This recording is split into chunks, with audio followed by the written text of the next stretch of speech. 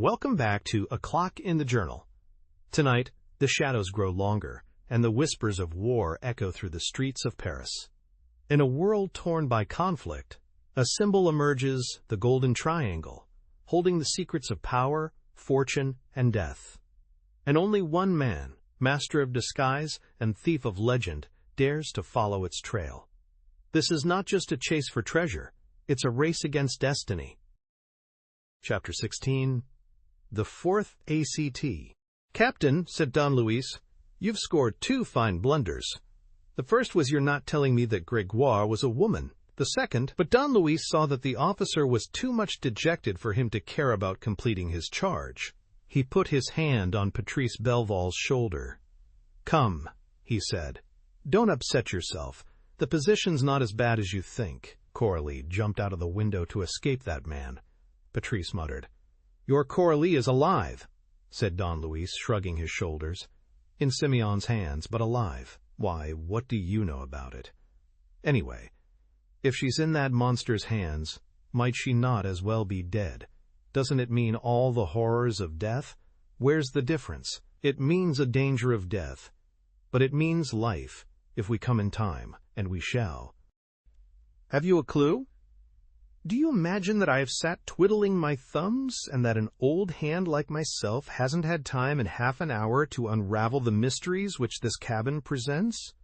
"Then let's go," cried Patrice, already eager for the fray. "Let's have at the enemy." "Not yet," said Don Luis, who was still hunting around him. "Listen to me. I'll tell you what I know, Captain, and I'll tell it you straight out, without trying to dazzle you by a parade of reasoning, and without even telling you of the tiny trifles that serve me as proofs. The bare facts, that's all. Well then, yes? Little Mother Coralie kept the appointment at 9 o'clock. Simeon was there with his female accomplice. Between them they bound and gagged her and brought her here. Observe that, in their eyes, it was a safe spot for the job, because they knew for certain that you and I had not discovered the trap. Nevertheless, we may assume that it was a provisional base of operations, adopted for part of the night only, and that Simeon reckoned on leaving Little Mother Coralie in the hands of his accomplice and setting out in search of a definite place of confinement, a permanent prison. But luckily, and I'm rather proud of this, Yabon was on the spot. Yabon was watching on his bench in the dark. He must have seen them cross the embankment, and no doubt recognized Simeon's walk in the distance. We'll take it that he gave chase at once, jumped onto the deck of the barge, and arrived here at the same time as the enemy, before they had time to lock themselves in. 4 people in this narrow space in pitch darkness must have meant a frightful upheaval. I know my Yabon, he's terrible at such times. Unfortunately, it was not Simeon whom he caught by the neck with that merciless hand of his, but the woman. Simeon took advantage of this. He had not let go of Little Mother Coralie. He picked her up in his arms and went up the companionway, flung her on the deck, and then came back to lock the door on the two as they struggled. "Do you think so? Do you think it was Yabon and not Simeon who killed the woman?" "I'm sure of it. If there were no other proof, there is this particular fracture of the windpipe, which is Yabon's special mark. What I do not understand is why, when he had settled his adversary, Yabon didn't break down the door with a push of his shoulder and go after Simeon. I presume that he was wounded, and that he had not the strength to make the necessary effort. I presume also that the woman did not die at once, and that she spoke, saying things against Simeon, who had abandoned her instead of defending her. This much is certain, that Yabon broke the window panes. To jump into the Seine, wounded as he was, with his one arm," said Patrice. "Not at all. There's a ledge running along the window. He could set his feet on it and get off that way." "Very well. But he was quite 10 or 20 minutes behind Simeon." "That didn't matter if the woman had time before dying to tell him where Simeon was taking refuge." "How can we get to know?" "I've been trying to find out all the time that we've been chatting, and I've just discovered the way. Here, this minute, and I expected no less from Yabon. The woman told him of a place in the cabin. Look, that open drawer, probably. in which there was a visiting card with an address on it. Yabon took it, and, in order to let me know, pinned the card to the curtain over there. I had seen it already, but it was only this moment that I noticed the pin that fixed it, a gold pin with which I myself fastened the Morocco cross to Yabon's breast. What is the address? Amédée Vachereau, 18, Rue Guimard. The Rue Guimard is close to this, which makes me quite sure of the road they took. The two men at once went away, leaving the woman's dead body behind. As Don Luis said, the police must make what they could of it. As they crossed Berthau's wharf, they glanced at the recess, and Don Luis remarked, "There's a ladder missing. We must remember that detail. Simeon has been in there. He's beginning to make blunders, too." The car took them to the Rue Guimard, a small street in Passy. Number 18 was a large house let out in flats, a fairly ancient construction. It was 2 o'clock in the morning when they rang. A long time elapsed before the door opened, and as they passed through the carriage entrance, the porter put his head out of his lodge. "Who's there?" he asked. "We want to see Monsieur Amédée Vachereau on urgent business." "That's myself." "You?" "Yes, I, the porter. But by what right? ? "Orders of the prefect of police," said Don Luis, displaying a badge. They entered the lodge. Amédée Vachereau was a little respectable-looking old man, with white whiskers. He might have been a beetle. "Answer my questions plainly," Don Luis ordered, in a rough voice. "And don't try to prevaricate. We are looking for a man called Simeon Diodocus." The porter took fright at once. "To do him harm?" he exclaimed. "If it's to do him harm, it's no use asking me any questions. I would rather die by slow tortures than injure that kind, Monsieur Simeon." Don Luis assumed a gentler tone. "Do him harm? On the contrary, we are looking for him to do him a service, to save him from a great danger." "A great danger?" cried Monsieur Vachereau.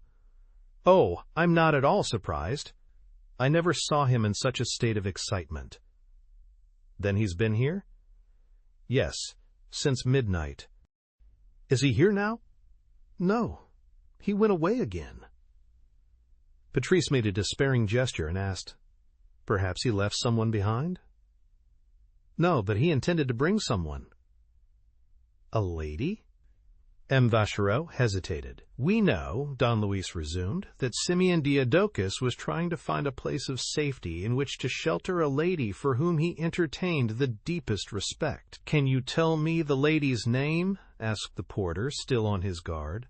"Certainly, Madame Arsène, the widow of the banker to whom Simeon used to act as secretary. Madame Arsène is a victim of persecution. He is defending her against her enemies, and, as we ourselves want to help the two of them and to take this criminal business in hand, we must insist that you—" "Oh, well," said Monsieur Vachereau, now fully reassured, "I have known Simeon Diodocus for ever so many years. He was very good to me at the time when I was working for an undertaker. He lent me money. He got me my present job. And he used often to come and sit in my lodge and talk about heaps of things." "Such as relations with Essares Bay?" asked Don Luis carelessly. "Or his plans concerning Patrice Belval?" "Heaps of things," said the porter, after a further hesitation. "He is one of the best of men, does a lot of good, and used to employ me in distributing his local charity. And, just now again, he was risking his life for Madame Essares. One more word. Had you seen him since Essares Bay's death?" "No, it was the first time. He arrived a little before 1 o'clock. He was out of breath and spoke in a low voice, listening to the sounds of the street outside. 'I've been followed,' said he. 'I've been followed.' I could swear it. 'By whom?' said I. 'You don't know him,' said he. 'He has only one hand, but he wrings your neck for you,' and then he stopped. And then he began again, in a whisper, so that I could hardly hear. 'Listen to me. You're coming with me. We're going to fetch a lady, Madame Essar. They want to kill her. I've hidden her all right, but she's fainted. We shall have to carry her. Or no, I'll go alone. I'll manage. But I want to know, Is my room still free? I must tell you, he has a little lodging here since the day when he too had to hide himself. He used to come to it sometimes, and he kept it on in case he might want it, for it's a detached lodging, away from the other tenants." "What did he do after that?" asked Patrice anxiously. "After that, he went away." "But why isn't he back yet?" "I admit that it's alarming. Perhaps the man who was following him has attacked him. Or perhaps something has happened to the lady." "What do you mean, something happened to the lady?" "I'm afraid something may have. When he first showed me the way we should have to go to fetch her, he said, 'Quick, we must hurry. To save her life, I had to put her in a hole.' That's all very well for 2 or 3 hours. But if she's left longer, she will suffocate. The want of air." Patrice had leapt upon the old man. He was beside himself, maddened at the thought that Coralie, ill and worn out as she was, might be at the point of death in some unknown place, a prey to terror and suffering. "You shall speak," he cried, "and this very minute. You shall tell us where she is. Oh, don't imagine that you can fool us any longer. Where is she? You know. He told you." He was shaking Monsieur Vachereau by the shoulders and hurling his rage into the old man's face with unspeakable violence. Don Luis, on the other hand, stood chuckling. "Splendid, Captain," he said. "Splendid. My best compliments. You're making real progress since I joined forces with you. M. Vachereau will go through fire and water for us now." "Well, you see if I don't make the fellow speak," shouted Patrice. "It's no use, sir," declared the porter very firmly and calmly. "You have deceived me. You are enemies of Monsieur Simeon's. I shall not say another word that can give you any information. You refuse to speak, do you? You refuse to speak." In his exasperation, Patrice drew his revolver and aimed it at the man. "I'm going to count 3. If, by that time, you don't make up your mind to speak, you shall see the sort of man that Captain Belval is." The porter gave a start. "Captain Belval, did you say? Are you Captain Belval? Ah, old fellow, that seems to give you food for thought. Are you Captain Belval? Patrice Belval? At your service, and if in 2 seconds from this you haven't told me. Patrice Belval, and you are a monsieur Simeon's enemy, and you want to... ? I want to do him up like the cur he is, your blackguard of a Simeon, and you, his accomplice with him. A nice pair of rascals. Well, have you made up your mind?" "Unhappy man!" gasped the porter. "Unhappy man! You don't know what you're doing. Kill Monsieur Simeon, you? You? Why, you're the last man who could commit a crime like that. What about it? Speak, will you old numbskull? You kill Monsieur Simeon? You, Patrice? You, Captain Belval? You? And why not? Speak, damn it! Why not? You are his son." All Patrice's fury, all his anguish at the thought that Coralie was in Simeon's power or else lying in some pit, all his agonized grief, all his alarm, all this gave way for a moment to a terrible fit of merriment which revealed itself in a long burst of laughter. "Simeon's son? What the devil are you talking about? Oh, this beats everything. Upon my word, you're full of ideas when you're trying to save him, you old ruffian. Of course, it's most convenient. Don't kill that man, he's your father." "He, my father, that putrid Simeon Diodocus, Patrice Belval's father? Oh, it's enough to make a chap split his sides." Don Luis had listened in silence. He made a sign to Patrice. "Will you allow me to clear up this business, Captain? It won't take me more than a few minutes, and that certainly won't delay us." And, without waiting for the officer's reply, he turned to the old man and said slowly, "Let's have this out, Monsieur Vachereau. It's of the highest importance. The great thing is to speak plainly and not to lose yourself in superfluous words. Besides, you have said too much not to finish your revelation. Simeon Diodocus is not your benefactor's real name, is it?" No, that's so. He is Armand Belval, and the woman who loved him used to call him Patrice? Yes, his son's name. Nevertheless, this Armand Belval was a victim of the same murderous attempt as the woman he loved. Who was Coralie Arsène's mother? Yes, but Coralie Arsène's mother died, and he did not. That was on the 14th of April, 1895. The 14th of April, 1895. Patrice caught hold of Don Luis's arm. "Come," he spluttered. "Coralie's at death's door. The monster has buried her. That's the only thing that matters." "Then you don't believe that monster to be your father?" asked Don Luis. "You're mad!" "For all that, Captain, you're trembling." I dare say, but it's because of Coralie. I can't even hear what the man's saying." "Oh, it's a nightmare, every word of it. Make him stop. Make him shut up. Why didn't I wring his neck?" He sank into a chair, with his elbows on the table and his head in his hands. It was really a horrible moment, and no catastrophe would have overwhelmed a man more utterly. Don Luis looked at him with feeling, and then turned to the porter. "Explain yourself, Monsieur Vachereau," he said. "As briefly as possible, won't you?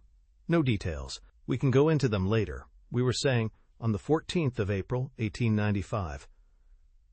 On the 14th of April, 1895, a solicitor's clerk, accompanied by the commissary of police, came to my governor's, close by here, and ordered 2 coffins for immediate delivery. The whole shop got to work. At 10 o'clock in the evening, the governor, one of my mates, and I went to the Rue Renoir, to a sort of pavilion or lodge, standing in a garden. I know. Go on. There were 2 bodies. We wrapped them in winding sheets and put them into the coffins. At 11 o'clock, my governor and my fellow workmen went away and left me alone with a Sister of Mercy. There was nothing more to do except to nail the coffins down. Well, just then, the nun, who had been watching and praying, fell asleep, and something happened. Oh, an awful thing. It made my hair stand on end, sir. I shall never forget it as long as I live. My knees gave way beneath me. I shook with fright. Sir, the man's body had moved. The man was alive. Then you didn't know of the murder at that time? Asked Don Luis. You hadn't heard of the attempt? No. We were told that they had both suffocated themselves with gas. It was many hours before the man recovered consciousness entirely. He was in some way poisoned. But why didn't you inform the nun? I couldn't say. I was simply stunned. I looked at the man as he slowly came back to life and ended by opening his eyes. His first words were, "She's dead, I suppose?" And then at once he said, "Not a word about all this. Let them think me dead. That will be better, and I can't tell you why, but I consented." The miracle had deprived me of all power of will. I obeyed, like a child. He ended by getting up. He leant over the other coffin, drew aside the sheet, and kissed the dead woman's face over and over again, whispering, "I will avenge you. All my life shall be devoted to avenging you, and also, as you wished, to uniting our children. If I don't kill myself, it will be for Patrice and Coralie's sake. Goodbye." Then he told me to help him. Between us, we lifted the woman out of the coffin and carried it into the little bedroom next door. Then we went into the garden, took some big stones, and put them into the coffins where the 2 bodies had been. When this was done, I nailed the coffins down, woke the good sister, and went away. The man had locked himself into the bedroom with the dead woman. Next morning, the undertaker's men came and fetched away the 2 coffins. Patrice had unclasped his hands and thrust his distorted features between Don Luis and the porter. Fixing his haggard eyes upon the latter, he asked, struggling with his words, "But the graves? The inscription saying that the remains of both lie there, near the lodge where the murder was committed? The cemetery?" Armand Belval wished it so. At that time I was living in a garret in this house. I took a lodging for him where he came and lived by stealth, under the name of Simeon Diadochus, since Armand Belval was dead, and where he stayed for several months without going out. Then, in his new name and through me, he bought his lodge, and, bit by bit, we dug the graves, Coralie's and his. His because, I repeat, he wished it so. Patrice and Coralie were both dead. It seemed to him, in this way, that he was not leaving her. Perhaps also, I confess, despair had upset his balance a little, just a very little, only in what concerned his memory of the woman who died on the 14th of April, 1895, and his devotion for her. He wrote her name and his own everywhere, on the grave and also on the walls, on the trees, and in the very borders of the flower beds. They were Coralie Essar's name and yours, and for this, for all that had to do with his revenge upon the murderer and with his son and with the dead woman's daughter, oh, for these matters he had all his wits about him, believe me, sir. Patrice stretched his clutching hands and his distraught face towards the porter. Proofs, proofs, proofs, he insisted in a stifled voice. Give me proofs at once. There's someone dying at this moment, by that scoundrel's criminal intentions. There's a woman at the point of death. Give me proofs. You need have no fear, said Monsieur Vachereau. My friend has only one thought, that of saving the woman, not killing her. He lured her and me into the lodge to kill us, as our parents were killed before us. He is trying only to unite you. Yes, in death. No, in life. You are his dearly loved son. He always spoke of you with pride. He is a ruffian, a monster, shouted the officer. He is the very best man living, sir, and he is your father. Patrice started, stung by the insult. Proofs, he roared. Proofs! I forbid you to speak another word until you have proved the truth in a manner admitting of no doubt.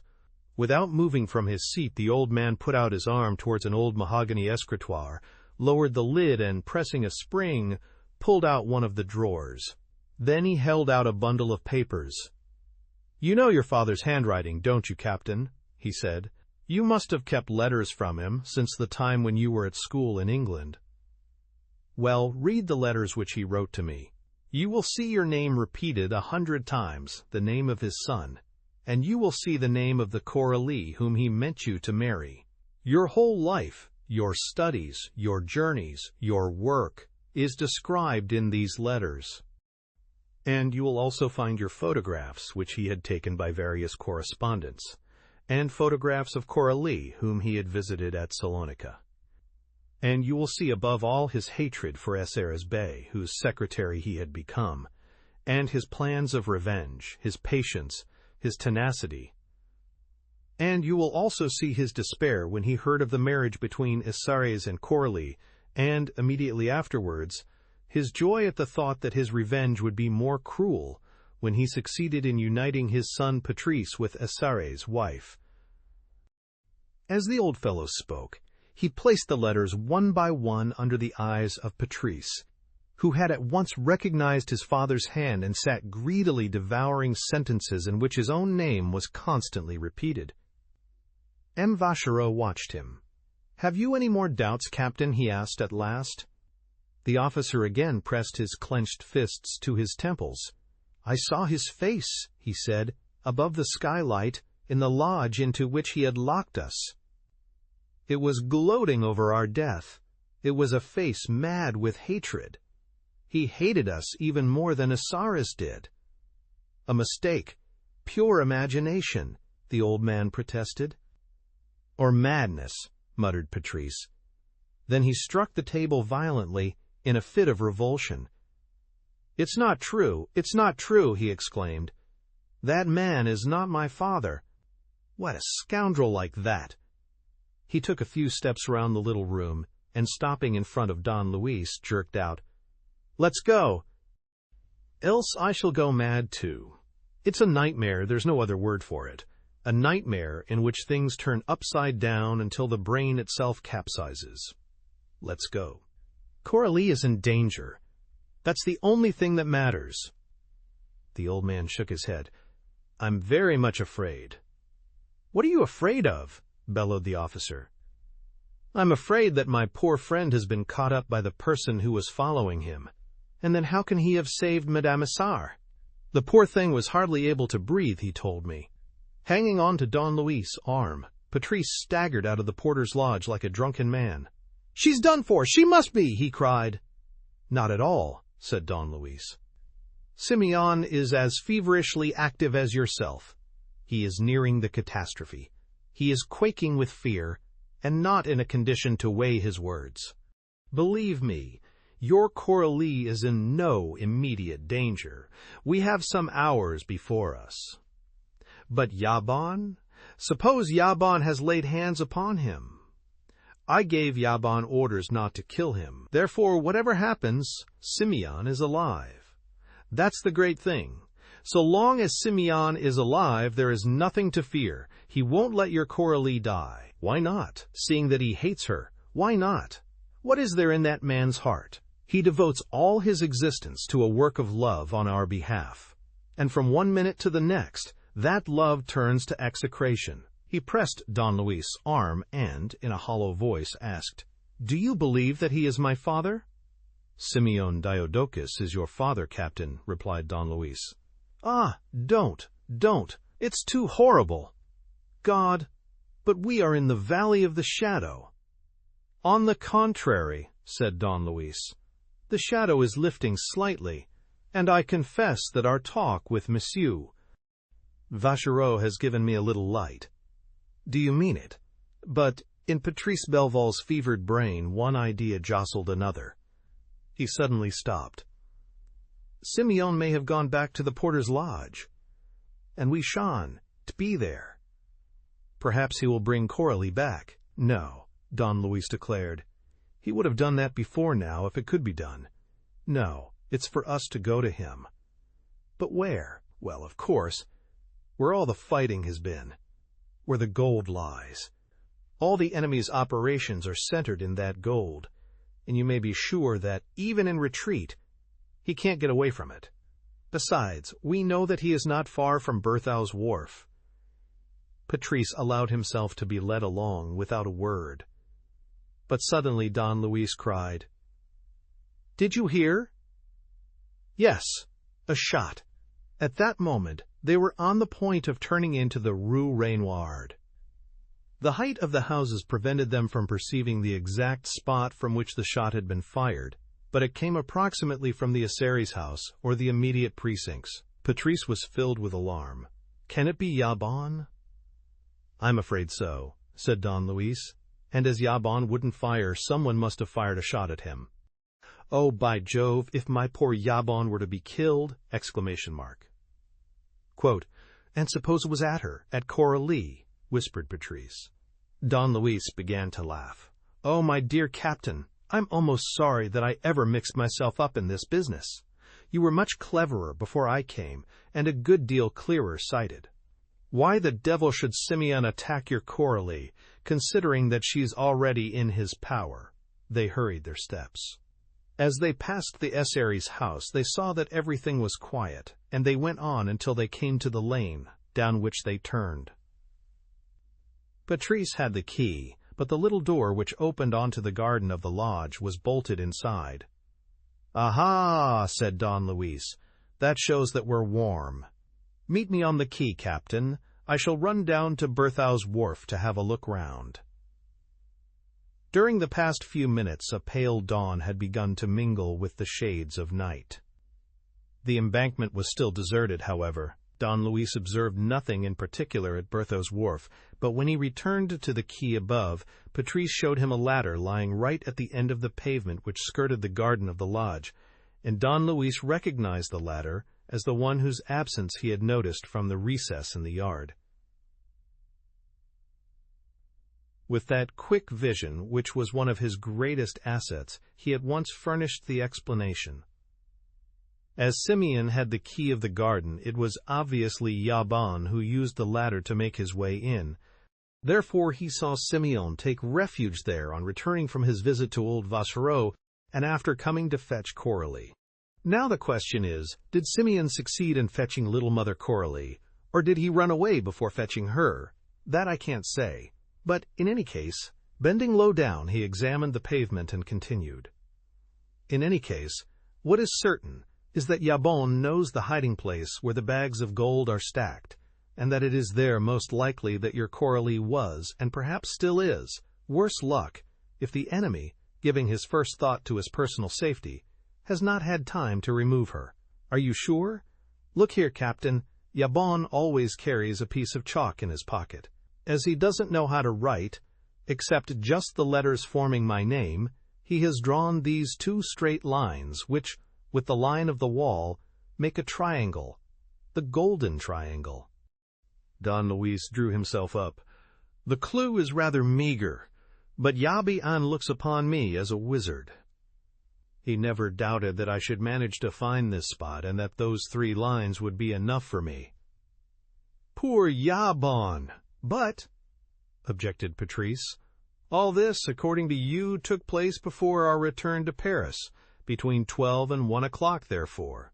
Yes. Then what about the shot which we have just heard, 4 or 5 hours later?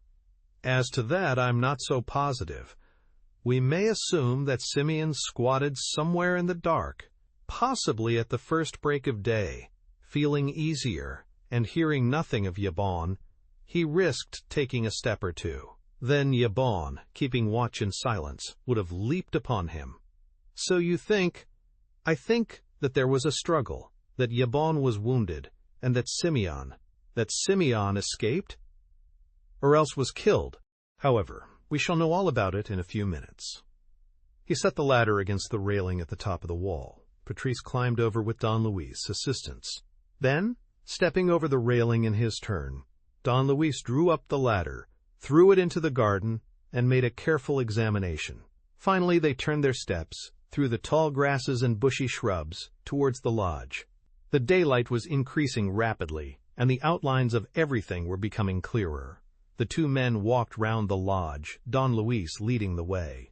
When he came in sight of the yard, on the street side, he turned and said, "I was right," and he ran forward. Outside the hall door lay the bodies of the 2 adversaries, clutching each other in a confused heap. Yabon had a horrible wound in the head, from which the blood was flowing all over his face. With his right hand he held Simeon by the throat. Don Luis at once perceived that Yabon was dead, and Simeon Diodocus alive. Chapter 17. Simeon gives battle. It took them some time to loosen Yabon's grip. Even in death, the Senegalese did not let go his prey, and his fingers, hard as iron and armed with nails piercing as a tiger's claws, dug into the neck of the enemy, who lay gurgling, deprived of consciousness and strength. Don Luis caught sight of Simeon's revolver on the cobbles of the yard. "It was lucky for you, you old ruffian," he said in a low voice, "that Yabon did not have time to squeeze the breath out of you before you fired that shot. But I wouldn't chortle over much if I were you. He might perhaps have spared you, whereas, now that Yabon's dead, you can write to your family and book your seat below, de profundis, Diodocus." And, giving way to his grief, he added, "Poor Yabon, he saved me from a horrible death one day in Africa, and today he dies by my orders, so to speak. My poor Yabon." Assisted by Patrice, he carried the Negro's corpse into the little bedroom next to the studio. "We'll inform the police this evening, Captain, when the drama is finished. For the moment, it's a matter of avenging him and the others." He thereupon applied himself to making a minute inspection of the scene of the struggle, after which he went back to Yabon and then to Simeon, whose clothes and shoes he examined closely. Patrice was face to face with his terrible enemy, whom he had propped against the wall of the lodge and was contemplating in silence, with a fixed stare of hatred. Simeon Diodocus, the execrable demon who, 2 days before, had hatched the terrible plot, and bending over the skylight, had laughed as he watched their awful agony. Simeon Diodocus, who, like a wild beast, had hidden Coralie in some hole, so that he might go back and torture her at his ease. He seemed to be in pain, and to breathe with great difficulty. His windpipe had no doubt been injured by Yabon's clutch. His yellow spectacles had fallen off during the fight. A pair of thick, grizzled eyebrows lowered about his heavy lids. "Search him, Captain," said Don Luis. But as Patrice seemed to shrink from the task, he himself felt in Simeon's jacket and produced a pocketbook, which he handed to the officer. It contained first of all a registration card in the name of Simeon Diadochus, Greek subject, with his photograph gummed to it. The photograph was a recent one, taken with the spectacles, the comforter, and the long hair, and bore a police stamp dated December 1914. There was a collection of business documents, invoices, and memoranda, addressed to Simeon as Essaries Bey's secretary, and among these papers a letter from Amédée Vachereau running as follows: "Dear Monsieur Simeon, I have succeeded.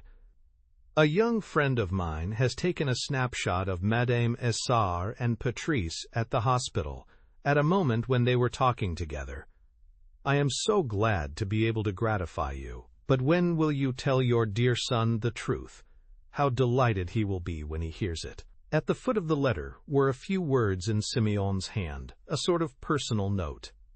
"Once more I solemnly pledge myself not to reveal anything to my dearly beloved son until Coralie, my bride, is avenged, and until Patrice and Coralie Essars are free to love each other and to marry."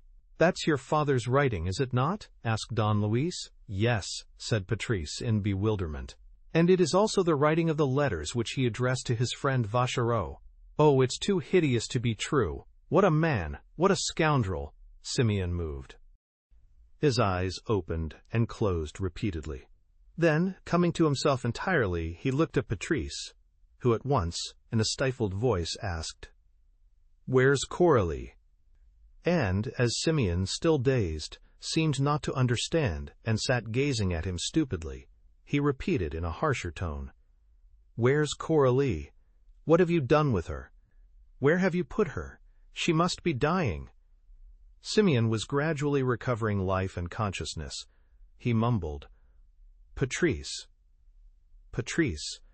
He looked around him, saw Don Luis, no doubt remembered his fight to the death with Yabon, and closed his eyes again. But Patrice's rage increased. "Will you attend?" he shouted. "I won't wait any longer. It'll cost you your life if you don't answer." The man's eyes opened again, red-rimmed, bloodshot eyes. He pointed to his throat to indicate his difficulty in speaking. At last, with a visible effort, he repeated, "Patrice, is it you? I have been waiting for this moment so long, and now we are meeting as enemies." "As mortal enemies," said Patrice with emphasis. "Death stands between us. Yabon's death. Coralie's, perhaps. Where is she? You must speak, or... Patrice, is it really you?" The man repeated in a whisper. The familiarity exasperated the officer.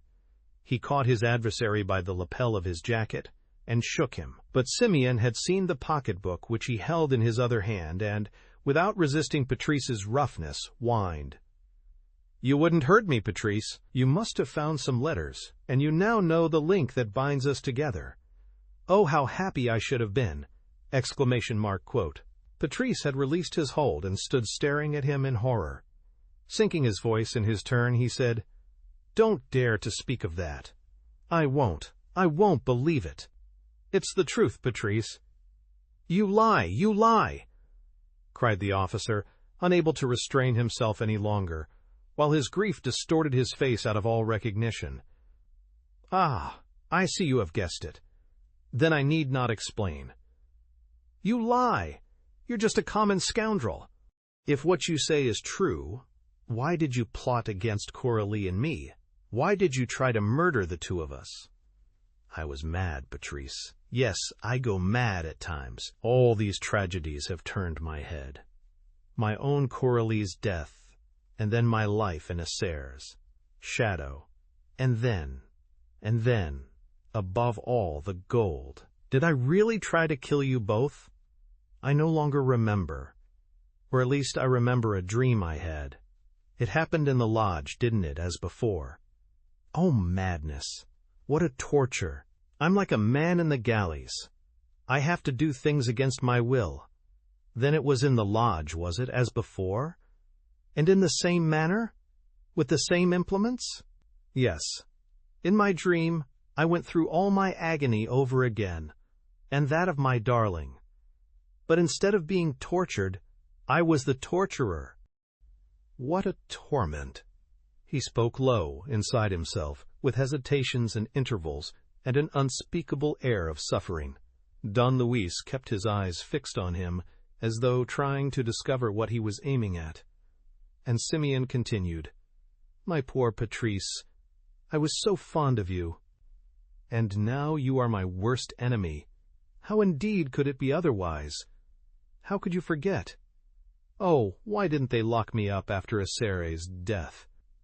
It was then that I felt my brain going." "So it was you who killed him?" asked Patrice. No, that's just it. Somebody else robbed me of my revenge." "Who?" "I don't know. The whole business is incomprehensible to me. Don't speak of it. It all pains me. I have suffered so since Coralie's death." "Coralie!" exclaimed Patrice. "Yes, the woman I loved. As for little Coralie, I've suffered also on her account. She ought not to have married Arsène." "Where is she?" asked Patrice in agony. "I can't tell you." "Oh," cried Patrice, shaking with rage, "you mean she's dead?" "No, she's alive, I swear it." "Then where is she? That's the only thing that matters. All the rest belongs to the past. But this thing, a woman's life, Coralie's life. Listen." Simeon stopped and gave a glance at Don Luis. "Tell him to go away," he said. Don Luis laughed. "Of course, little Mother Coralie is hidden in the same place as the bags of gold. To save her means surrendering the bags of gold." "Well?" said Patrice, in an almost aggressive tone. "Well, Captain," replied Don Luis, not without a certain touch of banter in his voice, "if this honorable gentleman suggested that you should release him on parole so that he might go and fetch your Coralie, I don't suppose you'd accept?" "No. You haven't the least confidence in him, have you? And you're right. The honorable gentleman, mad though he may be, gave such proofs of mental superiority and balance when he sent us trundling down the road to Mantes that it would be dangerous to attach the least credit to his promises. The consequence is, well, this, Captain, that the honorable gentleman means to propose a bargain to you, which may be couched thus: you can have Coralie, but I'll keep the gold.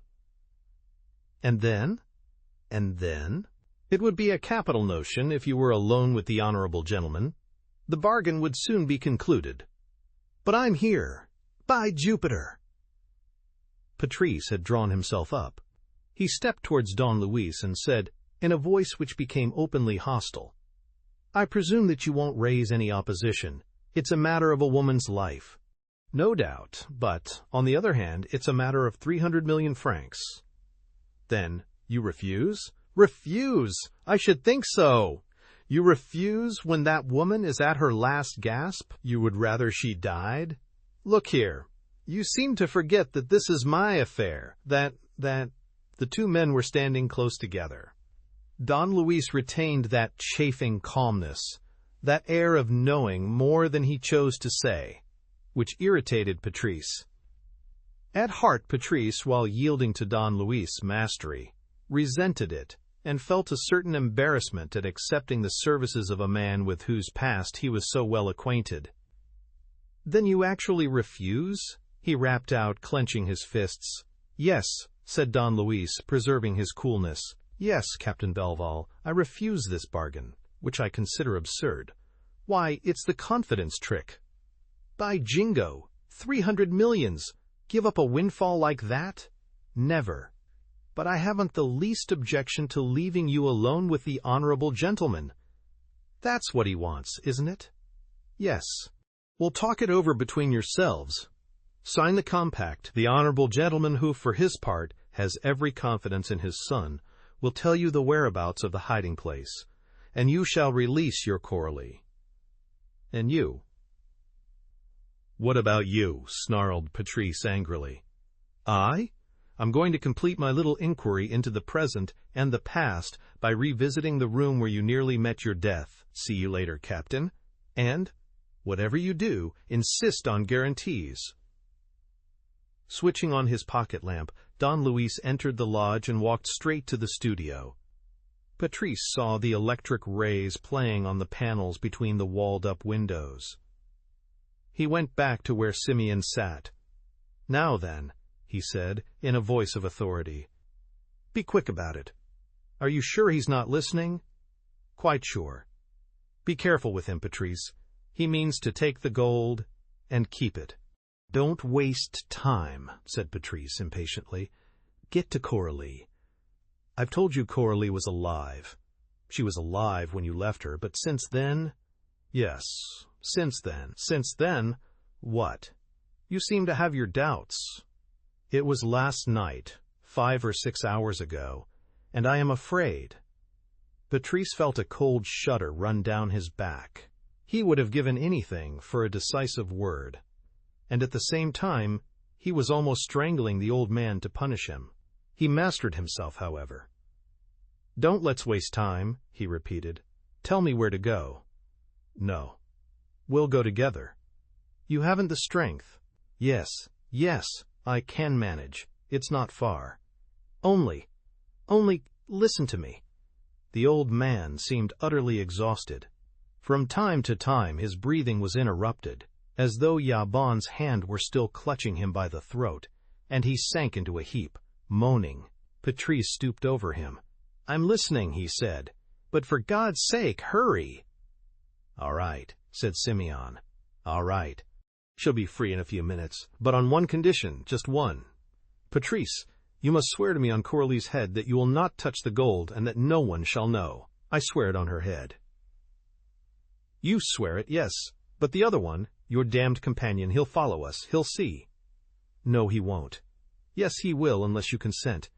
"To what?" "Oh, in heaven's name, speak." "I'll tell you. Listen. But remember, we must go to Coralie's assistance, and that quickly. Otherwise—" Patrice hesitated, bending one leg, almost on his knees. "Then come, do," he said, modifying his tone. "Please come, because Coralie—" "Yes, but that man—" "Oh, Coralie first." "What do you mean? Suppose he sees us? Suppose he takes the gold from us? What does that matter?" "Oh, don't say that, Patrice." "The gold! That's the one thing. Since that gold has been mine, my life has changed. The past no longer counts, nor does hatred, nor love. There's only the gold, the bags of gold. I'd rather die, and let Coralie die, and see the whole world disappear. But look here, what is it you want? What is it you demand?" Patrice had taken the 2 arms of this man who was his father, and whom he had never detested with greater vehemence. He was imploring him with all the strength of his being. He would have shed tears had he thought that the old man would allow himself to be moved by tears. "What is it?" "I'll tell you. Listen. He's there, isn't he?" "Yes." "In the studio?" "Yes." "In that case, he mustn't come out." "How do you mean?" "No. He must stay there until we've done." "But—" "It's quite easy. Listen carefully.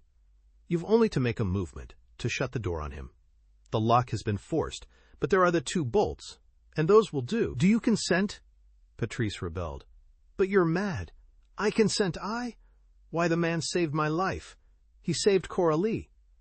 But he's doing for her now. Think a moment. If he were not there, if he were not interfering, Coralie would be free.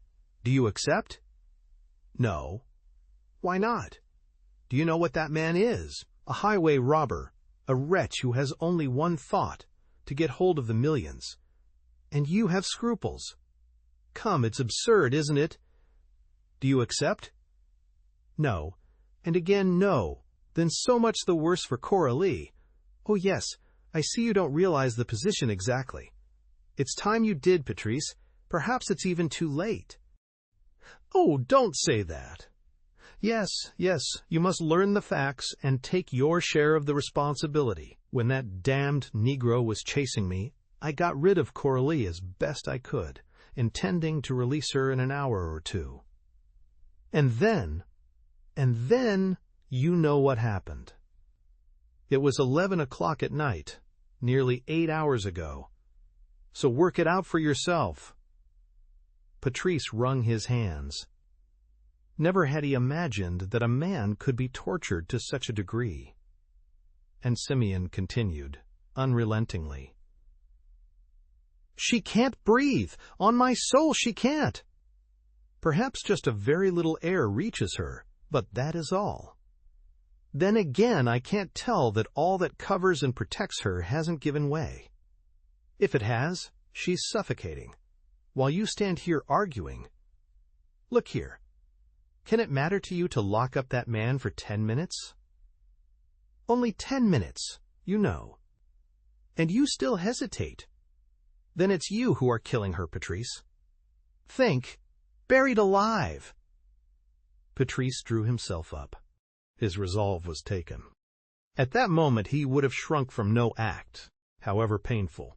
And what Simeon asked was so little. What do you want me to do? He asked. Give your orders. You know what I want, said the other. It's quite simple. Go to the door, bolt it, and come back again. The officer entered the lodge with a firm step and walked through the hall.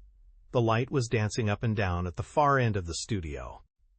Without a word, without a moment's hesitation, he slammed the door, shot both the bolts, and hastened back. He felt relieved. The action was a base one, but he never doubted that he had fulfilled an imperative duty. That's it, he said. Let's hurry. Help me up, said the old man. I can't manage by myself. Patrice took him under the armpits and lifted him to his feet.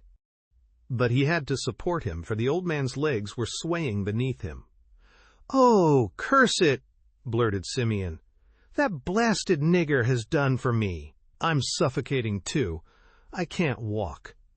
Patrice almost carried him, while Simeon, in the last stage of weakness, stammered, This way. Now, straight ahead. They passed the corner of the lodge and turned their steps towards the graves. You're quite sure you fastened the door? The old man continued. Yes, I heard it slam. Oh, he's a terrible fellow, that. You have to be on your guard with him. But you swore not to say anything, didn't you? Swear it again, by your mother's memory. No, better. Swear it by Coralie. May she die on the spot if you betray your oath. He stopped. A spasm prevented his going any further until he had drawn a little air into his lungs. Nevertheless, he went on talking. I needn't worry, need I? Besides, you don't care about gold. That being so, why should you speak? Never mind. Swear that you will be silent. Or, look here, give me your word of honor. That's best. Your word, eh? Patrice was still holding him round the waist. It was a terrible long agony for the officer, this slow crawl, and this sort of embrace which he was compelled to adopt in order to effect Coralie's release. As he felt the contact of the detested man's body, he was more inclined to squeeze the life out of it. And yet a vile phrase kept recurring deep down within him. I am his son. I am his son. It's here, said the old man. Here, but these are the graves. Coralie's grave and mine. It's what we were making for. He turned round in alarm. I say, the footprints. You'll get rid of them on the way back, won't you? For he would find our tracks otherwise, and he would know that this is the place. Let's hurry. So Coralie is here? Down there? Buried? Oh, how horrible. It seemed to Patrice as if each minute that passed meant more than an hour's delay, and as if Coralie's safety might be jeopardized by a moment's hesitation or a single false step. He took every oath that was demanded of him. He swore upon Coralie's head. He pledged his word of honor. At that moment there was not an action which he would not have been ready to perform. Simeon knelt down on the grass under the little temple, pointing with his finger. It's there, he repeated. Underneath that. Under the tombstone? Yes. "Then the stone lifts?" asked Patrice anxiously. "I can't lift it by myself. It can't be done. It would take 3 men to lift that." "No," said the old man. "The stone swings on a pivot. You'll manage quite easily. All you have to do is to pull at one end, this one, on the right." Patrice came and caught hold of the great stone slab, with its inscription, "Here lie Patrice and Coralie," and pulled. The stone rose at the first endeavor, as if a counterweight had forced the other end down. "Wait," said the old man. "We must hold it in position, or it will fall down again. You'll find an iron bar at the bottom of the second step." There were 3 steps running into a small cavity, barely large enough to contain a man stooping. Patrice saw the iron bar and, propping up the stone with his shoulder, took the bar and set it up. "Good," said Simeon. "That will keep it steady. What you must now do is to lie down in the hollow. This was where my coffin was to have been, and where I often used to come and lie beside my dear Coralie. I would remain for hours, flat on the ground, speaking to her. We both talked. Yes, I assure you, we used to talk. Oh, Patrice!" Patrice had bent his tall figure in the narrow space where he was hardly able to move. "What am I to do?" he asked. "Don't you hear your Coralie? There's only a partition wall between you, a few bricks hidden under a thin layer of earth, and a door. The other vault, Coralie's, is behind it, and behind that there's a third, with the bags of gold." The old man was bending over and directing the search as he knelt on the grass. "The door's on the left. Farther than that. Can't you find it? That's odd. You mustn't be too slow about it, though. Ah, have you got it now? No? Oh, if I could only go down, too. But there's not room for more than one." There was a brief silence. Then he began again. "Stretch a bit farther. Good. Can you move?" "Yes," said Patrice. "Then go on moving, my lad," cried the old man, with a yell of laughter. And, stepping back briskly, he snatched away the iron bar. The enormous block of stone came down heavily, slowly, because of the counterweight, but with irresistible force. Though floundering in the newly turned earth, Patrice tried to rise, at the sight of his danger. Simeon had taken up the iron bar and now struck him a blow on the head with it. Patrice gave a cry and moved no more. The stone covered him up. The whole incident had lasted but a few seconds. Simeon did not lose an instant. He knew that Patrice, wounded as he was bound to be, and weakened by the posture to which he was condemned, was incapable of making the necessary effort to lift the lid of his tomb. On that side, therefore, there was no danger.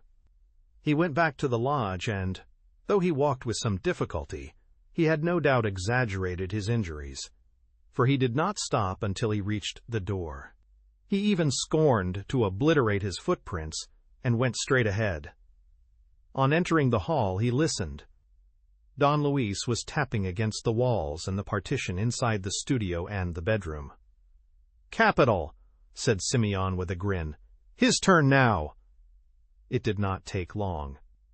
He walked to the kitchen on the right, opened the door of the meter, and, turning the key, released the gas, thus beginning again with Don Luis what he had failed to achieve with Patrice and Coralie. Not till then did he yield to the immense weariness with which he was overcome and allow himself to lie back in a chair for 2 or 3 minutes. His most terrible enemy also was now out of the way, but it was still necessary for him to act and ensure his personal safety. He walked round the lodge, looked for his yellow spectacles and put them on, went through the garden, opened the door and closed it behind him. Then he turned down the lane to the quay. Once more stopping, in front of the parapet above Berthau's wharf, he seemed to hesitate what to do, but the sight of people passing, carmen, market gardeners and others, put an end to his indecision. He hailed a taxi and drove to the Rue Guimard. His friend Vachereau was standing at the door of his lodge. "Oh, is that you, Miss Simeon?" cried the porter. "But what a state you're in!" "Hush, no names," he whispered, entering the lodge. Has anyone seen me? No. It's only 7:30 and the house is hardly awake. But Lord forgive us. What have the scoundrels done to you? You look as if you had no breath left in your body. Yes, that nigger who came after me. But the others? What others? The two who were here, Patrice? Eh? Has Patrice been? Asked Simeon, still speaking in a whisper. Yes, last night, after you left. And you told him? That he was your son. Then that, mumbled the old man, is why he did not seem surprised at what I said. Where are they now? With Coralie. I was able to save her.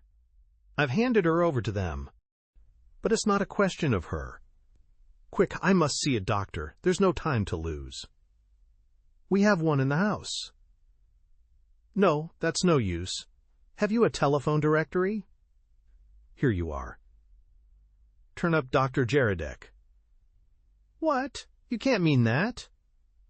Why not? He has a private hospital quite close, on the Boulevard de Montmorency, with no other house near it. That's so, but haven't you heard? There are all sorts of rumors about him afloat, something to do with passports and forged certificates. Never mind that. Monsieur Vachereau hunted out the number in the directory and rang up the exchange.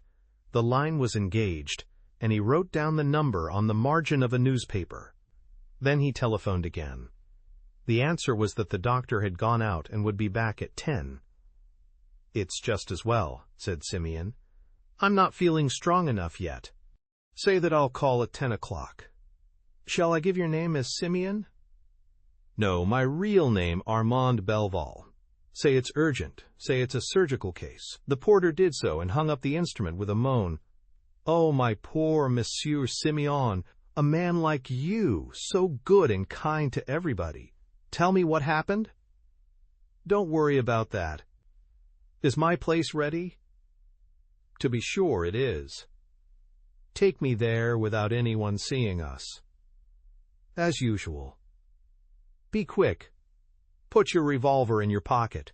What about your lodge? Can you leave it? 5 minutes won't hurt. The lodge opened at the back on a small courtyard, which communicated with a long corridor. At the end of this passage was another yard, in which stood a little house consisting of a ground floor and an attic. They went in. There was an entrance hall, followed by 3 rooms, leading one into the other. Only the second room was furnished. The third had a door opening straight on a street that ran parallel with the Rue Guimard. They stopped in the second room. Did you shut the hall door after you? Yes, M. Simeon. No one saw us come in, I suppose? Not a soul. No one suspects that you're here? No. Give me your revolver. Here it is. Do you think if I fired it off, anyone would hear? No, certainly not. Who is there to hear? But what? You're surely not going to fire? Yes, I am. At yourself, M. Simeon? At yourself? Are you going to kill yourself? Don't be an ass. Well, who then? You, of course, chuckled Simeon. Pressing the trigger, he blew out the luckless man's brains. His victim fell in a heap, stone dead. Simeon flung aside the revolver and remained impassive, a little undecided as to his next step. He opened out his fingers one by one, up to 6, apparently counting the 6 persons of whom he had got rid in a few hours: Gregoire, Coralie, Yabon, Patrice, Don Luis, old Vachereau. His mouth gave a grin of satisfaction. One more endeavor, and his flight and safety were assured. For the moment he was incapable of making the endeavor. His head whirled. His arms struck out at space. He fell into a faint. With a gurgle in his throat, his chest crushed under an unbearable weight. But, at 9:45, with an effort of will, he picked himself up, and, Mastering himself and disregarding the pain, he went out by the other door of the house. At 10 o'clock, after twice changing his taxi, he arrived at the Boulevard Montmorency, just at the moment when Dr. Géradec was alighting from his car and mounting the steps of the handsome villa, in which his private hospital had been installed since the beginning of the war. Chapter 18. Simeon's Last Victim. Dr. Géradec's hospital had several annexes, each of which served a specific purpose, grouped around it in a fine garden. The villa itself was used for the big operations. The doctor had his consulting room here also, and it was to this room that Simeon Diadochus was first shown. But, after answering a few questions put to him by a male nurse, Simeon was taken to another room in a separate wing. Here he was received by the doctor, a man of about 60, still young in his movements, clean-shaven and wearing a glass screwed into his right eye, which contracted his features into a constant grimace. He was wrapped from the shoulders to the feet in a large white operating apron. Simeon explained his case with great difficulty, for he could hardly speak. A footpad had attacked him the night before, taken him by the throat and robbed him, leaving him half dead in the road. "You have had time to send for a doctor since," said Dr. Géradec, fixing him with a glance. Simeon did not reply, and the doctor added, "However, it's nothing much. The fact that you are alive shows that there's no fracture. It reduces itself therefore to a contraction of the larynx, which we shall easily get rid of by tubing." He gave his assistant some instructions.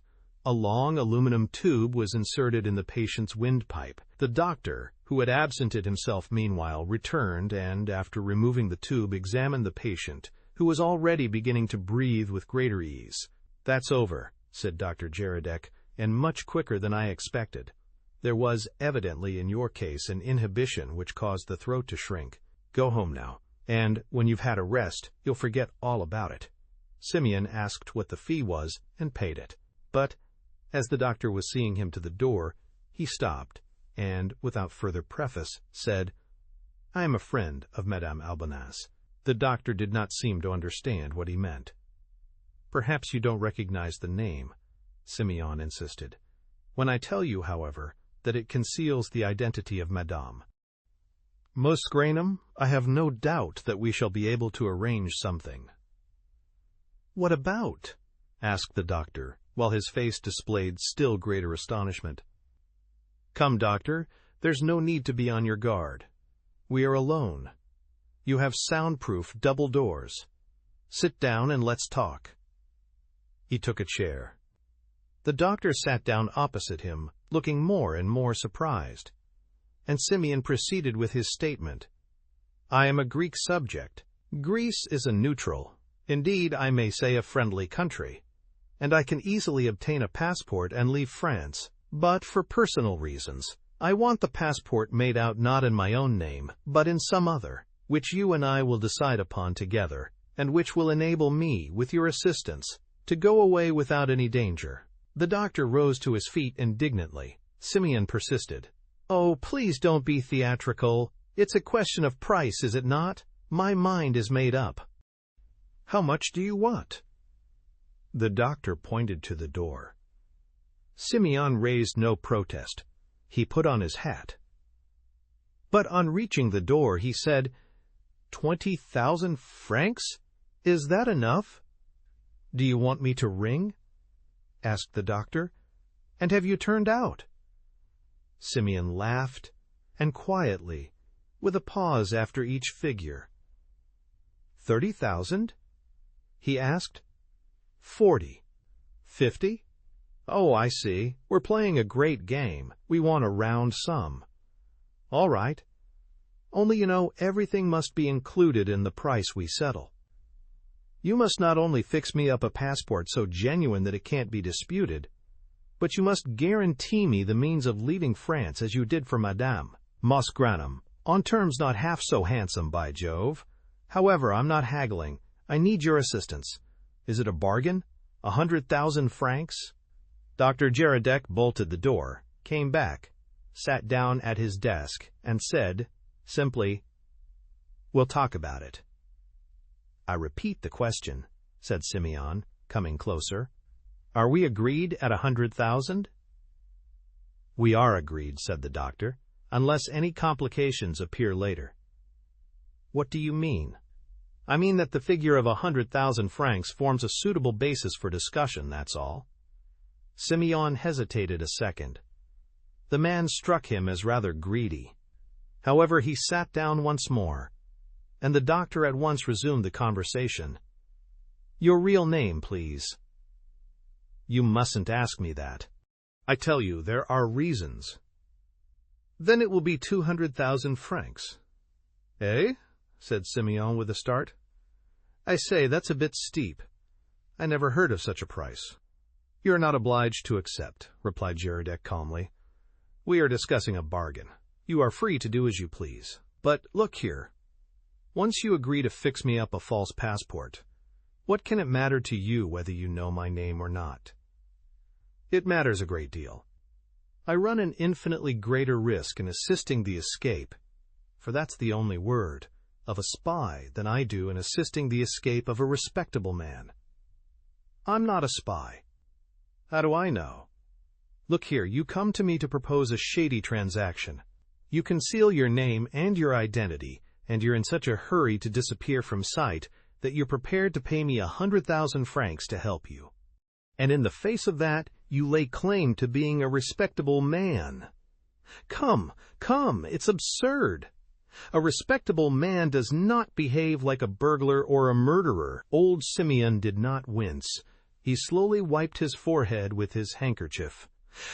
He was evidently thinking that Gerardec was a hardy antagonist, and that he would perhaps have done better not to go to him. But, after all, the contract was a conditional one. There would always be time enough to break it off. I say, he said with an attempt at a laugh, you are using big words. They're only words, said the doctor. I am stating no hypothesis. I am content to sum up the position and to justify my demands. You're quite right. Then we're agreed? Yes.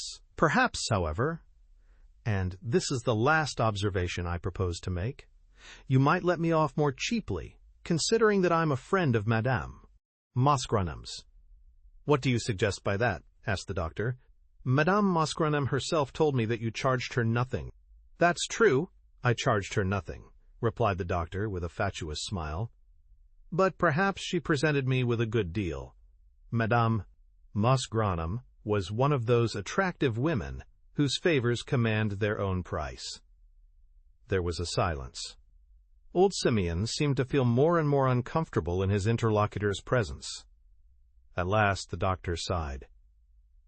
Poor Madame Mausgrenam, what makes you speak like that? Asked Simeon. What? Haven't you heard? I have had no letters from her since she left. I see. I had one last night, and I was greatly surprised to learn that she was back in France. In France, Madame Mausgrenam? Yes, and she even gave me an appointment for this morning, a very strange appointment. Where? Asked Simeon with visible concern. You'll never guess. On a barge, yes, called the Nonchalant, moored at the Quai de Passy, alongside Berthau's wharf. Is it possible? Said Simeon. It's as I tell you. And do you know how the letter was signed? It was signed Grégoire. Grégoire? A man's name? Muttered the old man, almost with a groan. Yes, a man's name. Look, I have the letter on me. She tells me that she is leading a very dangerous life, that she distrusts the man with whom her fortunes are bound up, and that she would like to ask my advice. Then you went? Yes, I was there this morning while you were ringing up here, unfortunately. Well, I arrived too late. Grégoire, or rather Madame Mausgrenam, was dead. She had been strangled. So you know nothing more than that? Asked Simeon, who seemed unable to get his words out. Nothing more about what? About the man whom she mentioned. Yes, I do, for she told me his name in the letter. He's a Greek, who calls himself Simeon Diodocus.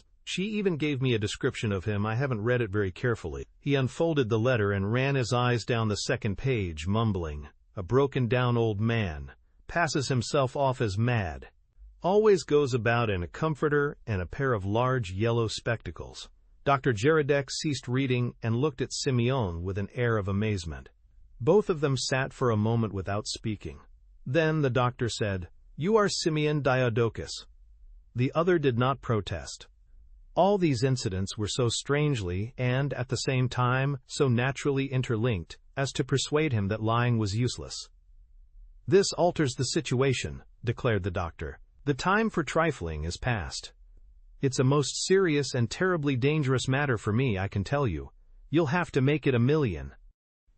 "Oh, no," cried Simeon excitedly. "Certainly not. Besides, I never touched Madame Mausgranum. I was myself attacked by the man who strangled her, the same man, a Negro called Yabon, who caught me up and took me by the throat." "Yabon? Did you say Yabon?" "Yes, a one-armed Senegalese." "And did you two fight?" "Yes." "And did you kill him?" "Well."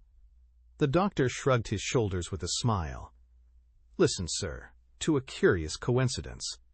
When I left the barge, I met 6 wounded soldiers. They spoke to me and said that they were looking for a comrade, this very Yabon, and also for their captain, Captain Belval, and a friend of this officer's, and a lady, the lady they were staying with.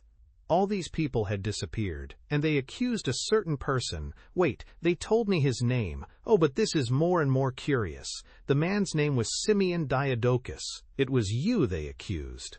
Isn't it odd?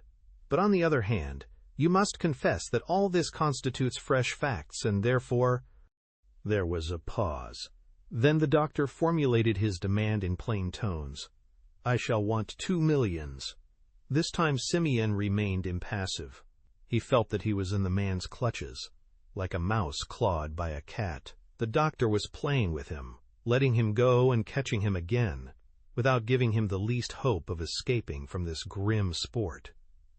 "This is blackmail," he said quietly. The doctor nodded. "There's no other word for it," he admitted. "It's blackmail. Moreover, it's a case of blackmail, in which I have not the excuse of creating the opportunity that gives me my advantage. A wonderful chance comes within reach of my hand. I grab at it as you would do in my place. What else is possible? I have had a few differences which you know of with the police. We've signed a peace, the police and I. But my professional position has been so much injured that I cannot afford to reject with scorn what you so kindly bring me. Suppose I refuse to submit, then I shall telephone to the headquarters of police, with whom I stand in great favor at present, as I am able to do them a good turn now and again." Simeon glanced at the window and at the door. The doctor had his hand on the receiver of the telephone. There was no way out of it. "Very well," he declared. "After all, it's better so. You know me, and I know you. We can come to terms." "On the basis suggested?" "Yes. Tell me your plan." "No, it's not worthwhile.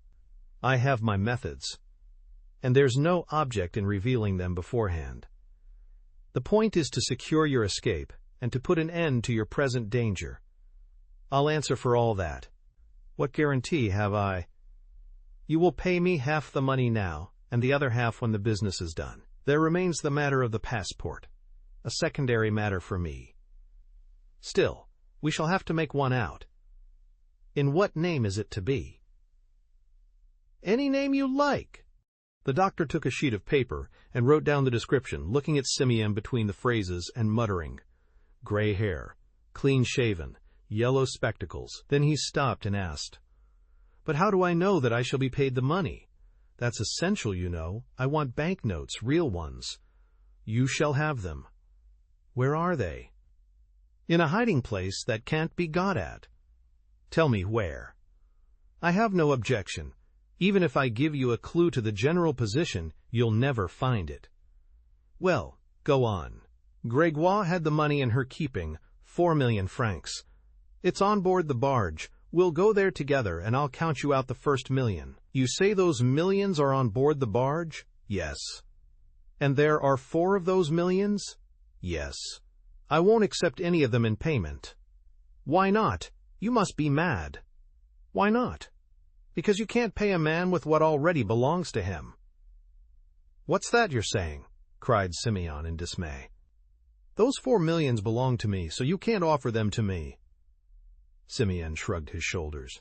You're talking nonsense. For the money to belong to you, it must first be in your possession. Certainly. And is it? It is. Explain yourself. Explain yourself at once, snarled Simeon, beside himself with anger and alarm. I will explain myself.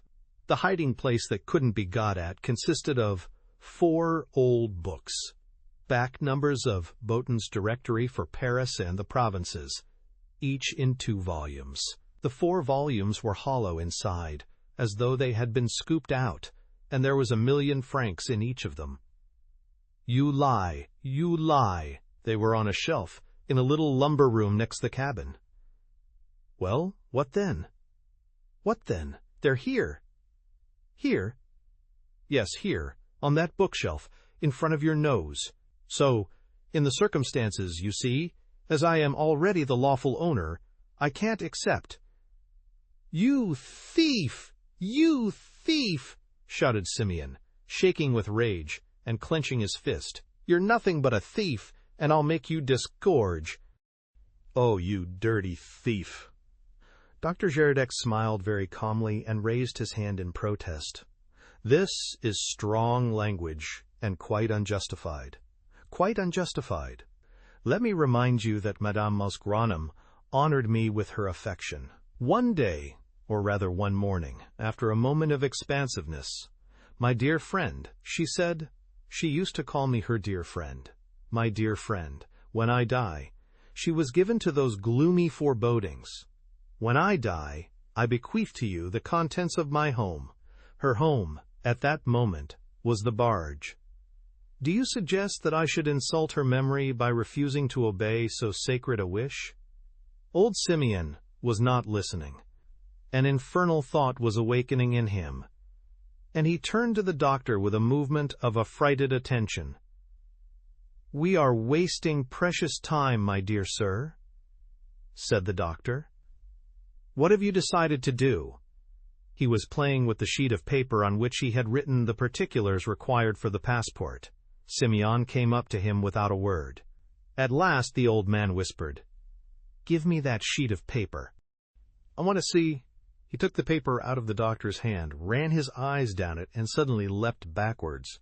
What name have you put? What name have you put? What right have you to give me that name? Why did you do it?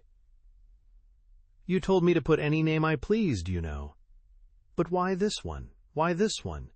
Can it be your own? The old man started with terror, and bending lower and lower over the doctor, said in a trembling voice, One man alone was capable of guessing. There was a long pause. Then the doctor gave a little chuckle. I know that only one man was capable of it, so let's take it that I'm the man. One man alone, continued the other, while his breath once again seemed to fail him. One man alone could find the hiding place of the 4 millions in a few seconds. The doctor did not answer. He smiled, and his features gradually relaxed. In a sort of terror-stricken tone, Simeon hissed out, Arsène Lupin! Arsène Lupin! You've hit it in one, exclaimed the doctor, rising. He dropped his eyeglass, took from his pocket a little pot of grease, smeared his face with it, washed it off in a basin in a recess, and reappeared with a clear skin, a smiling, bantering face, and an easy carriage. Arsène Lupin, repeated Simeon, petrified. Arsène Lupin! I'm in for it. Up to the neck, you old fool, and what a silly fool you must be. Why, you know me by reputation. You feel for me the intense and wholesome awe with which a decent man of my stamp is bound to inspire an old rascal like you. And you go and imagine that I should be ass enough to let myself be bottled up in that lethal chamber of yours. mind you. At that very moment I could have taken you by the hair of the head and gone straight on to the great scene in the fifth act, which we are now playing. Only my fifth act would have been a bit short, you see, and I'm a born actor-manager. As it is, observe how well the interest is sustained. And what fun it was seeing the thought of it take birth in your old Turkish noddle. And what a lark to go into the studio, fasten my electric lamp to a bit of string, make poor dear Patrice believe that I was there, and go out and hear Patrice denying me 3 times, and carefully bolting the door on. What? My electric lamp. That was all first-class work, don't you think? What do you say to it? I can feel that you're speechless with admiration. And 10 minutes after, when you came back, the same scene in the wings, and with the same success. Of course, you old simian, I was banging at the walled-up door, between the studio and the bedroom on the left. Only I wasn't in the studio, I was in the bedroom, and you went away quietly, like a good kind landlord. As for me, I had no need to hurry. I was as certain as that 2 × 2 is 4 that you would go to your friend Monsieur Amédée Vachereau, the porter. And here I may say, old simian, you committed a nice piece of imprudence, which got me out of my difficulty. No one in the porter's lodge. That couldn't be helped. But what I did find was a telephone number on a scrap of newspaper. I did not hesitate for a moment. I rang up the number coolly. Monsieur, it was I who telephoned to you just now. Only I've got your number, but not your address. Back came the answer. Dr. Géradec, Boulevard de Montmorency. Then I understood. Dr. Géradec? You would want your throat tubed for a bit, then the all-essential passport. And I came off here, without troubling about your poor friend M. Vachereau, whom you murdered in some corner or other to escape a possible giveaway on his side. And I saw Dr. Géradec, a charming man, whose worries have made him very wise and submissive, and who lent me his place for the morning. I had still 2 hours before me. I went to the barge, took the millions, cleared up a few odds and ends, and here I am. He came and stood in front of the old man.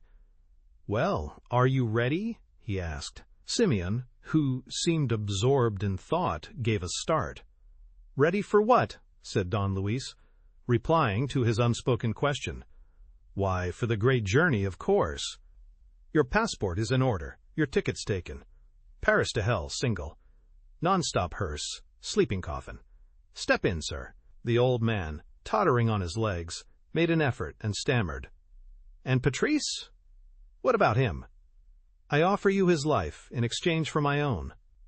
Don Luis folded his arms across his chest. Well, of all the cheek.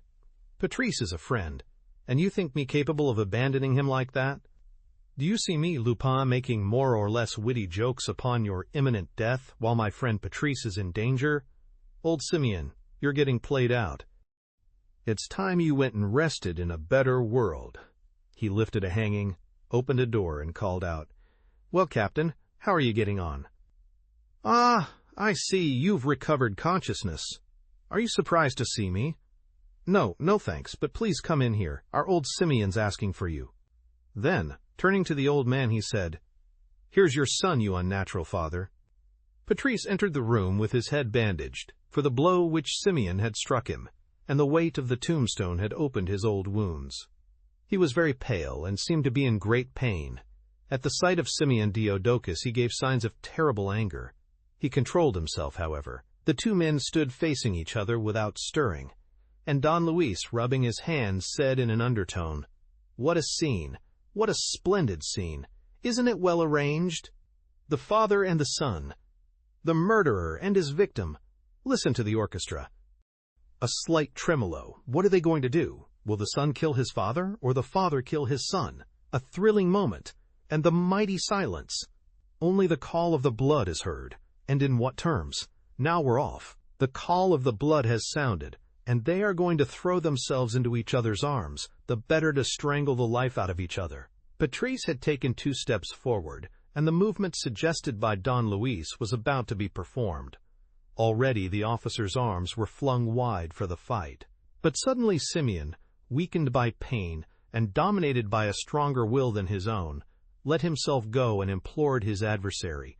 "Patrice," he entreated, "Patrice, what are you thinking of doing?" Stretching out his hands, he threw himself upon the other's pity.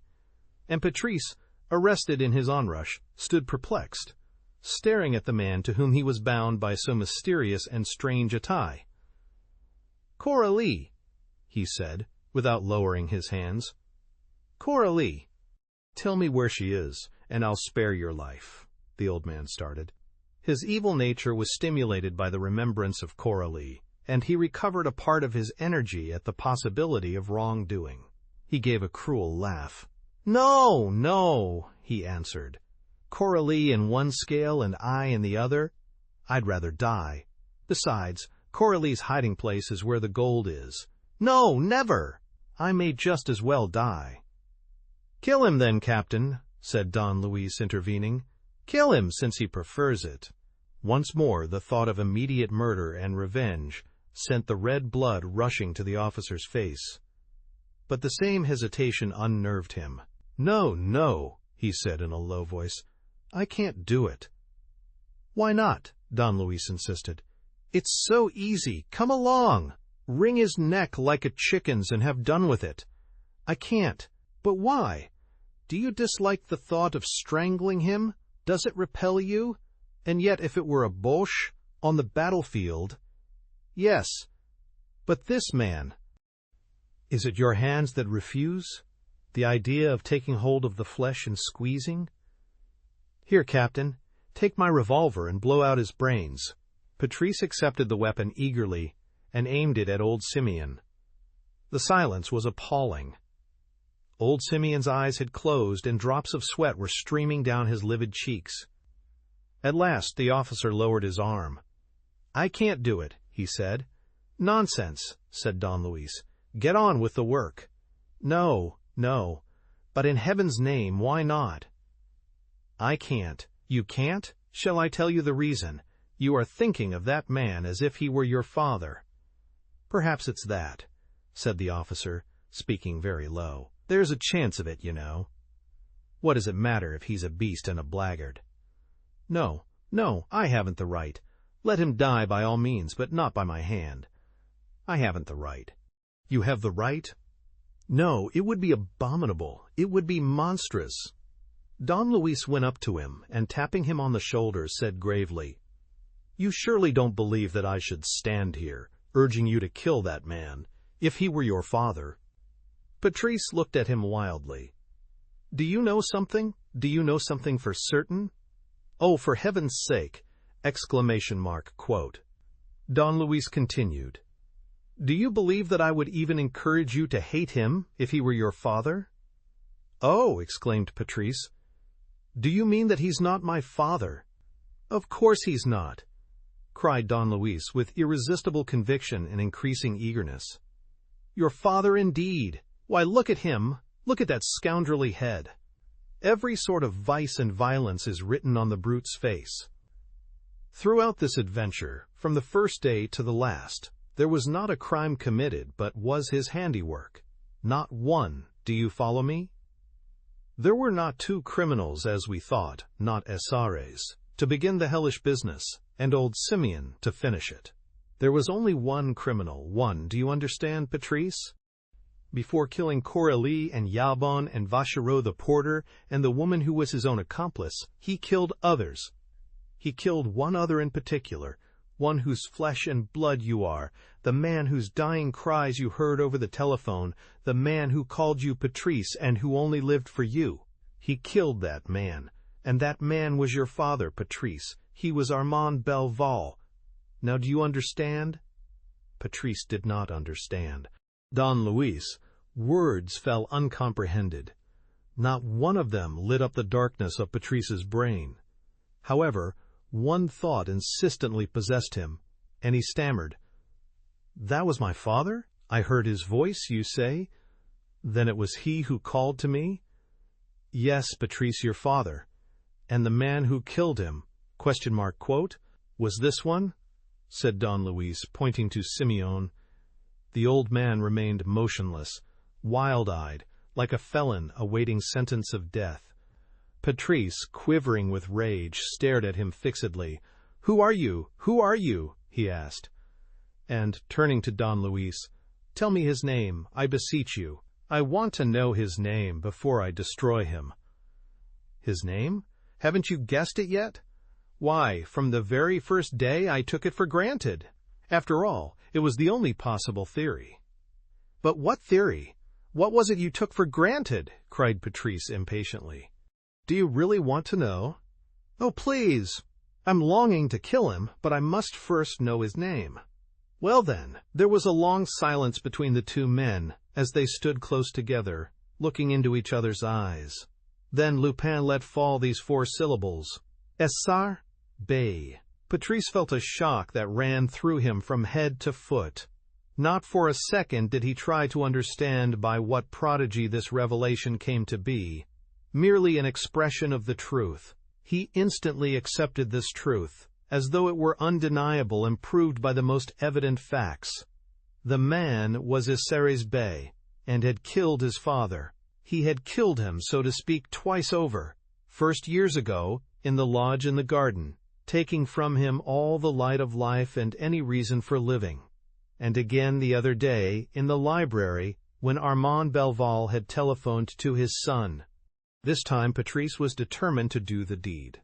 His eyes expressed an indomitable resolution. His father's murderer, Coralie's murderer, must die then and there. His duty was clear and precise. The terrible Essar was doomed to die by the hand of the son and the bridegroom. "Say your prayers," said Patrice coldly. "In 10 seconds you will be a dead man." He counted out the seconds, and at the 10th was about to fire, when his enemy, in an access of mad energy proving that, under the outward appearance of old Simeon, there was hidden a man still young and vigorous, shouted with a violence so extraordinary that it made Patrice hesitate. "Very well, kill me! Yes, let it be finished. I am beaten. I accept defeat. But it is a victory all the same, because Coralie is dead and my gold is saved. I shall die, but nobody shall have either one or the other, the woman whom I love, or the gold that was my life. Ah, Patrice, Patrice, the woman whom we both loved to distraction is no longer alive, or else she is dying without a possibility of saving her now. If I cannot have her, you shall not have her either, Patrice. My revenge has done its work. Coralie is lost." He had recovered a fierce energy and was shouting and stammering at the same time. Patrice stood opposite him, holding him covered with the revolver, ready to act, but still waiting to hear the terrible words that tortured him. "She is lost, Patrice," Simeon continued, raising his voice still louder. "Lost! There's nothing to be done."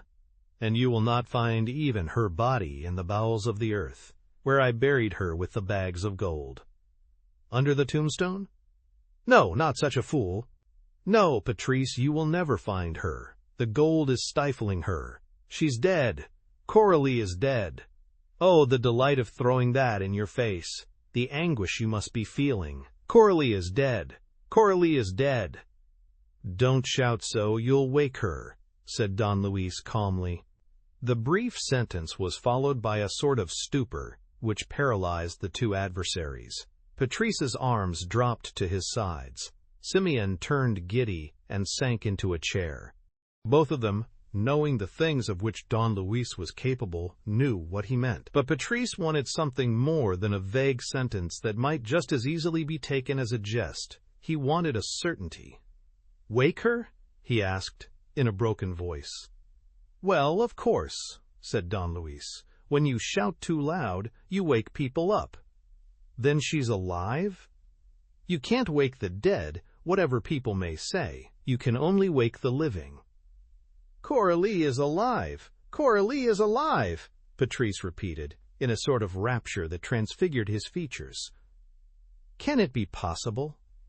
But then she must be here. Oh, I beg of you, say you're in earnest. Give me your word.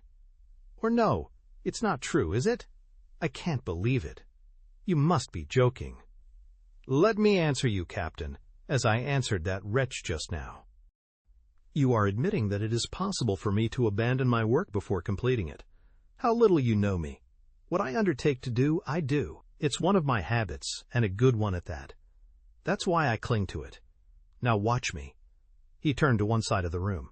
Opposite the hanging that covered the door by which Patrice had entered was a second curtain, concealing another door.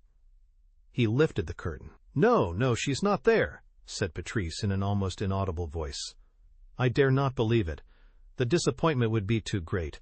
Swear to me." "I swear nothing, Captain. You have only to open your eyes." "By Jove, for a French officer, you're cutting a pretty figure. Why, you're as white as a sheet." "Of course it's she. It's little Mother Coralie. Look, she's in bed asleep, with 2 nurses to watch her. But there's no danger, she's not wounded. A bit of a temperature, that's all, and extreme weakness. Poor little Mother Coralie. I never could have imagined her in such a state of exhaustion and coma." Patrice had stepped forward, brimming over with joy. Don Luis stopped him. "That will do, Captain. Don't go any nearer. I brought her here instead of taking her home because I thought a change of scene and atmosphere essential. But she must have no excitement. She's had her share of that. And you might spoil everything by showing yourself." "You're right," said Patrice. "But are you quite sure, quote, that she's alive?" asked Don Luis, laughing. "She's as much alive as you or I, and quite ready to give you the happiness you deserve, and to change her name to Madame Patrice Belval. You must have just a little patience, that's all." "And there is yet one obstacle to overcome, Captain, for remember she's a married woman." He closed the door and led Patrice back to Arsène's bay. "There's the obstacle, Captain.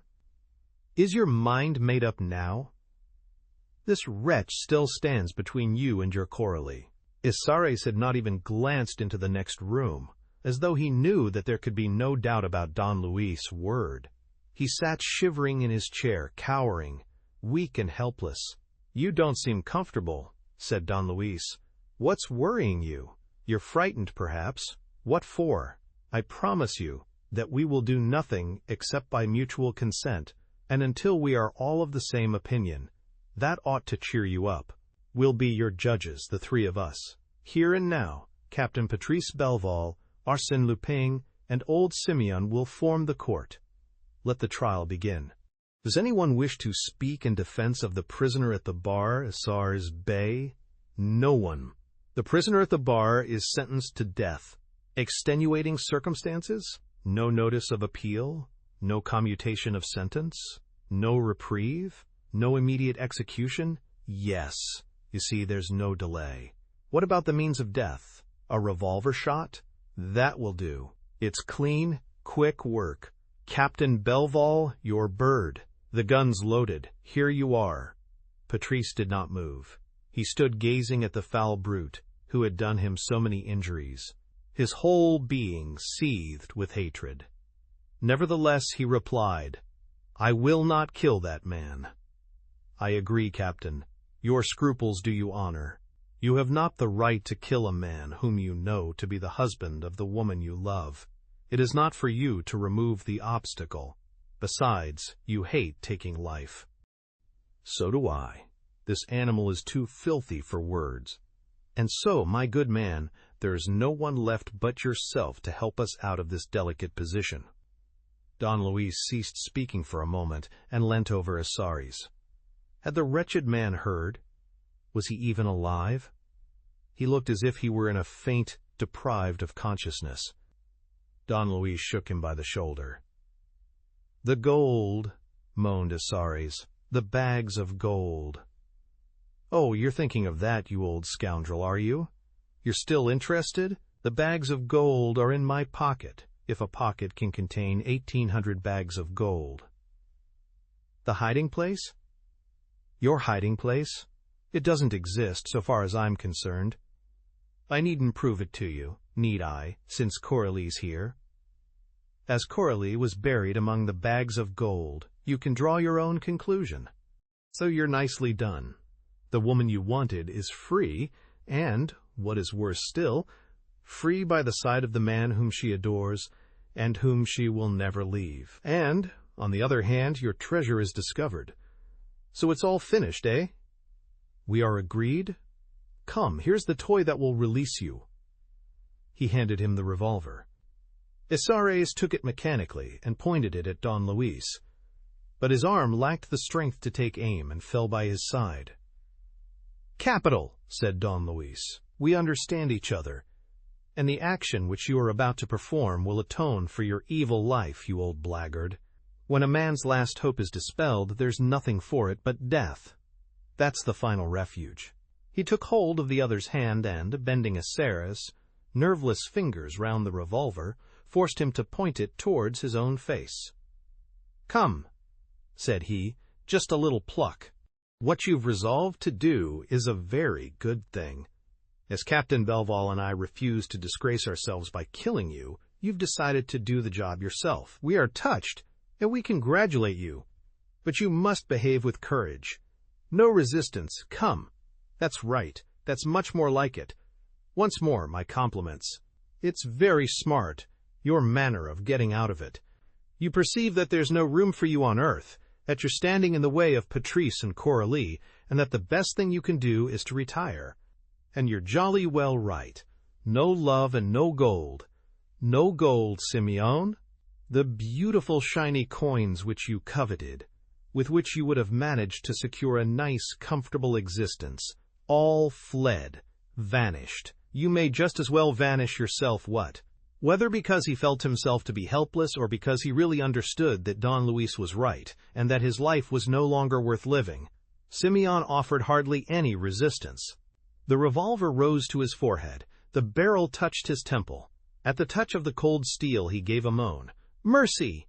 "No, no, no," said Don Luis. "You mustn't show yourself any mercy, and I won't help you either. Perhaps, if you hadn't killed my poor Yabon, we might have put our heads together and sought for another ending. But, honestly, you inspire me with no more pity than you feel for yourself. You want to die, and you are right. I won't prevent you. Besides, your passport is made out. You've got your ticket in your pocket. They are expecting you down below. And, you need have no fear of being bored. Have you ever seen a picture of hell? Everyone has a huge stone over his tomb, and everyone is lifting the stone and supporting it with his back, in order to escape the flames bursting forth beneath him. You see, there's plenty of fun. Well, your grave is reserved. Bath's ready, sir." Slowly and patiently he had succeeded in slipping the wretched man's forefinger under the handle, so as to bring it against the trigger. Arsène was letting himself go. He was little more than a limp rag. Death had already cast its shadow upon him. "Mind you," said Don Luis, "you're perfectly free. You can pull the trigger if you feel like it. It's not my business. I'm not here to compel you to commit suicide, but only to advise you and to lend you a hand." He had, in fact, let go the forefinger and was holding only the arm. But he was bearing upon Arsène with all his extraordinary power of will, the will to seek destruction, the will to seek annihilation, an indomitable will which Arsène was unable to resist. Every second death sank a little deeper into that invertebrate body, breaking up instinct, obscuring thought, and bringing an immense craving for rest and inaction. You see how easy it is. The intoxication is flying to your brain. It's an almost voluptuous feeling, isn't it? What a riddance, to cease living, to cease suffering, to cease thinking of that gold which you no longer possess and can never possess again, of that woman who belongs to another and offers him her lips and all her entrancing self. You couldn't live, could you, with that thought on you? Then come on. Seized with cowardice, the wretch was yielding by slow degrees. He found himself face to face with one of those crushing forces, one of nature's forces, powerful as fate, which a man must needs accept. His head turned giddy and swam. He was descending into the abyss. Come along now, show yourself a man. Don't forget either that you are dead already. Remember, you can't appear in this world again without falling into the hands of the police. And, of course, I'm there to inform them in case of need. That means prison and the scaffold. The scaffold, my poor fellow, the icy dawn, the knife. It was over. Arsène was sinking into the depths of darkness. Everything whirled around him. Don Luis's will penetrated him and annihilated his own. For one moment he turned to Patrice and tried to implore his aid, but Patrice persisted in his impassive attitude. Standing with his arms folded, he gazed with eyes devoid of pity upon his father's murderer. The punishment was well deserved. Fate must be allowed to take its course. Patrice did not interfere, and Don Luis continued, unrelentingly and without intermission. "Come along, come along! It's a mere nothing, and it means eternal rest. How good it feels already to forget, to cease fighting. Think of the gold which you have lost, 300 millions gone forever, and Coralie lost as well. Mother and daughter, you can't have either. In that case, life is nothing but a snare and a delusion. You may as well leave it. Come, one little effort, one little movement." That little movement the miscreant made. Hardly knowing what he did, he pulled the trigger. The shot rang through the room, and Arsène fell forward, with his knees on the floor. Don Luis had to spring to one side to escape, being splashed by the blood that trickled from the man's shattered head. "By Jove!" he cried.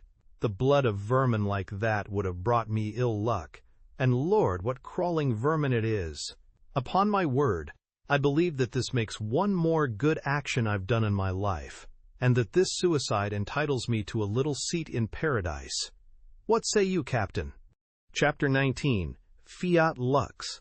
On the evening of the same day, Patrice was pacing up and down the Quai de Passy. It was nearly 6 o'clock. From time to time, a tramcar passed or some motor lorry.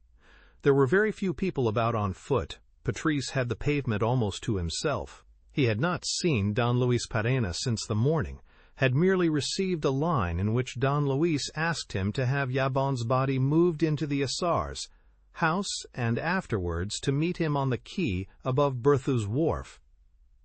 The time appointed for the meeting was near at hand, and Patrice was looking forward to this interview in which the truth would be revealed to him at last. He partly guessed the truth, but no little darkness and any number of unsolved problems remained. The tragedy was played out. The curtain had fallen on the villain's death. All was well. There was nothing more to fear, no more pitfalls in store for them. The formidable enemy was laid low.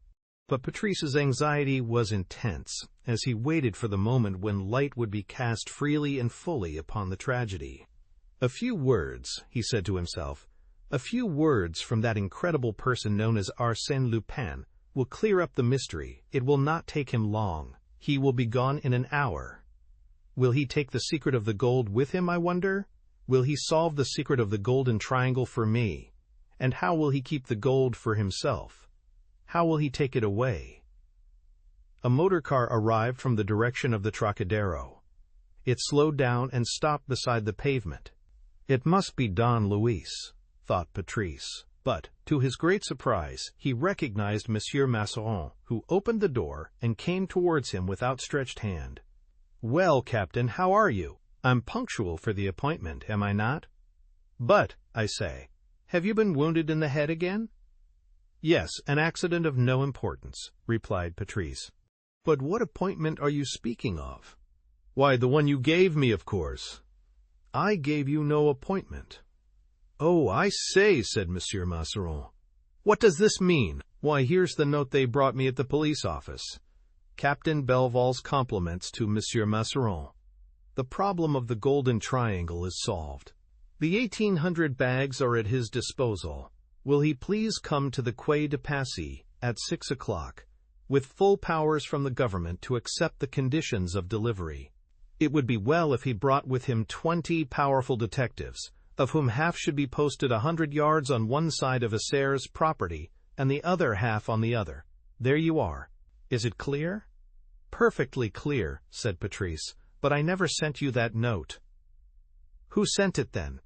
"An extraordinary man who deciphered all those problems like so many children's riddles, and who certainly will be here himself to bring you the solution." "What's his name?" "I shan't say." "Oh, I don't know about that. Secrets are hard to keep in wartime. Very easy, on the contrary, sir, said a voice behind Monsieur Mazarin. All you need do is to make up your mind to it. M. Mazarin and Patrice turned round and saw a gentleman dressed in a long black overcoat, cut like a frock coat, and a tall collar which gave him a look of an English clergyman. This is the friend I was speaking of, said Patrice, though he had some difficulty in recognizing Don Luis. He twice saved my life and also that of the lady whom I am going to marry. I will answer for him in every respect. Monsieur Mazarin bowed, and Don Luis at once began, speaking with a slight accent. Sir, your time is valuable, and so is mine, for I am leaving Paris tonight and France tomorrow. My explanation, therefore, will be brief. I will pass over the drama itself, of which you have followed the main vicissitudes so far. It came to an end this morning. Captain Belval will tell you all about it. I will merely add that our poor Yabon is dead, and that you will find 3 other bodies, that of Grégoire, whose real name was Madame Mosgranum, in the barge over there, that of one Vachereau, a hall porter, in some corner of a block of flats at 18, Rue Guimard, and lastly, the body of Simeon Diodocus, in Dr. Jaradec's private hospital on the Boulevard de Montmorency. Old Simeon? Asked Monsieur Mazarin in great surprise. Old Simeon has killed himself. Captain Belval will give you every possible information about that person and his real identity, and I think you will agree with me that this business will have to be hushed up. But as I said, we will pass over all this. There remains the question of the gold, which, if I am not mistaken, interests you more than anything else. Have you brought your men? Yes, I have. But why? The hiding place, even after you have told me where it is, will be what it was before, undiscovered by those who do not know it. Certainly. But as the number of those who do know it increases, the secret may slip out. In any case, that is one of my 2 conditions. As you see, it is accepted. What is the other? A more serious condition, sir, so serious indeed that, whatever powers may have been conferred upon you, I doubt whether they will be sufficient. Let me hear.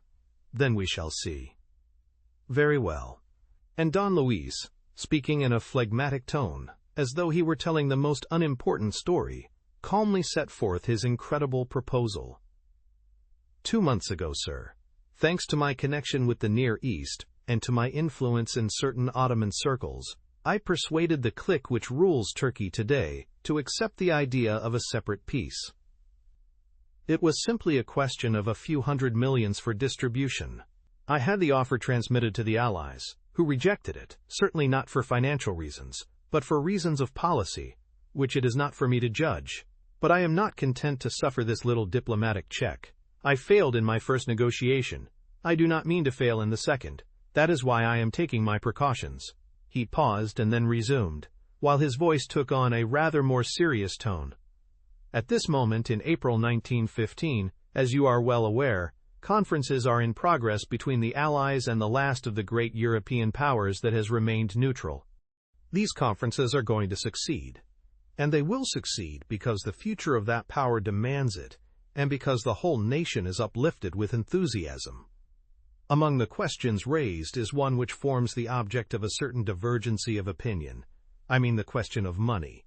This foreign power is asking us for a loan of 300 million francs in gold, while making it quite clear that a refusal on our part would in no way affect a decision which is already irrevocably taken. Well, I have 300 millions in gold. I have them at my command, and I desire to place them at the disposal of our new allies. This is my second, and, in reality, my only condition. Monsieur Mazarin seemed utterly taken aback. But, my dear sir, he said, these are matters quite outside our province. They must be examined and decided by others, not by us. Everyone has the right to dispose of his money as he pleases. Monsieur Mazarin made a gesture of distress. Come, sir, think a moment. You yourself said that this power was only putting forward the question as a secondary one. Yes, but the mere fact that it is being discussed will delay the conclusion of the agreement for a few days. Well, a few days will make no difference, surely? Sir, a few hours will make a difference. But why? For a reason which you do not know, and which nobody knows, except myself and a few people some 1,500 miles away. What reason? The Russians have no munitions left. And Mazarin shrugged his shoulders impatiently. What had all this to do with the matter? The Russians have no munitions left, repeated Don Luis. Now there is a tremendous battle being fought over there, a battle which will be decided not many hours hence. The Russian front will be broken, and the Russian troops will retreat and retreat. Heaven knows when they'll stop retreating. Of course, this assured, this inevitable contingency will have no influence on the wishes of the great power of which we are talking. Nevertheless, that nation has in its midst a very considerable party on the side of neutrality, a party which is held in check, but nonetheless violent for that. Think what a weapon you will place in its hands by postponing the agreement. Think of the difficulties which you are making for rulers preparing to go to war. It would be an unpardonable mistake, from which I wish to save my country. That is why I have laid down this condition.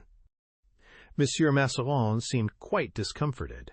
Waving his hands and shaking his head, he mumbled, "It's impossible. Such a condition as that will never be accepted. It will take time. It will need discussion." A hand was laid on his arm by someone who had come up a moment before, and who had listened to Don Luis' little speech. Its owner had alighted from a car which was waiting some way off, and, to Patrice's great astonishment, his presence had aroused no opposition on the part of either Monsieur Mazarin or Don Luis Pereira. He was a man well advanced in years, with a powerful, lined face. "My dear Mazarin," he said, "it seems to me that you are not looking at the question from the right point of view." "That's what I think, Monsieur le Président," said Don Luis. "Ah, do you know me, sir?" Valanglais, I believe? I had the honor of calling on you some years ago, sir, when you were president of the council. Yes, I thought I remembered, though I can't say exactly. Please don't tax your memory, sir. The past does not concern us. What matters is that you should be of my opinion. I don't know that I am of your opinion, but I consider that this makes no difference. And that is what I was telling you, my dear Mazarin. It's not a question of knowing whether you ought to discuss this gentleman's conditions. It's a question of accepting them or refusing them without discussion. There's no bargain to be driven in the circumstances. A bargain presupposes that each party has something to offer. Now we have no offer to make, whereas this gentleman comes with his offer in his hand and says, "Would you like 300 million francs in gold? In that case, you must do so and so with it. If that doesn't suit you, good evening. That's the position, isn't it, Mazarin?" "Yes, Monsieur le Président." "Well, can you dispense with our friend here? Can you, without his assistance, find the place where the gold is hidden? Observe that he makes things very easy for you by bringing you to the place and almost pointing out the exact spot to you. Is that enough? Have you any hope of discovering the secret which you have been seeking for weeks and months?" Monsieur Mazarin was very frank in his reply. "No, Monsieur le Président," he said, plainly and without hesitation. "Well, then," and turning to Don Luis, "And you, sir?" Valanglais asked, "Is it your last word?" "My last word? If we refuse, good evening?" "You have stated the case precisely, Monsieur le Président." "And, if we accept, will the gold be handed over at once?" "At once." "We accept." And, after a slight pause, he repeated, "We accept. The ambassador shall receive his instructions this evening. Do you give me your word, sir?" "I give you my word." "In that case, we are agreed." "We are agreed. Now then," all these sentences were uttered rapidly. Not 5 minutes had elapsed since the former prime minister had appeared upon the scene. Nothing remained to do but for Don Luis to keep his promise. It was a solemn moment. The four men were standing close together, like acquaintances who have met in the course of a walk and who stop for a minute to exchange their news.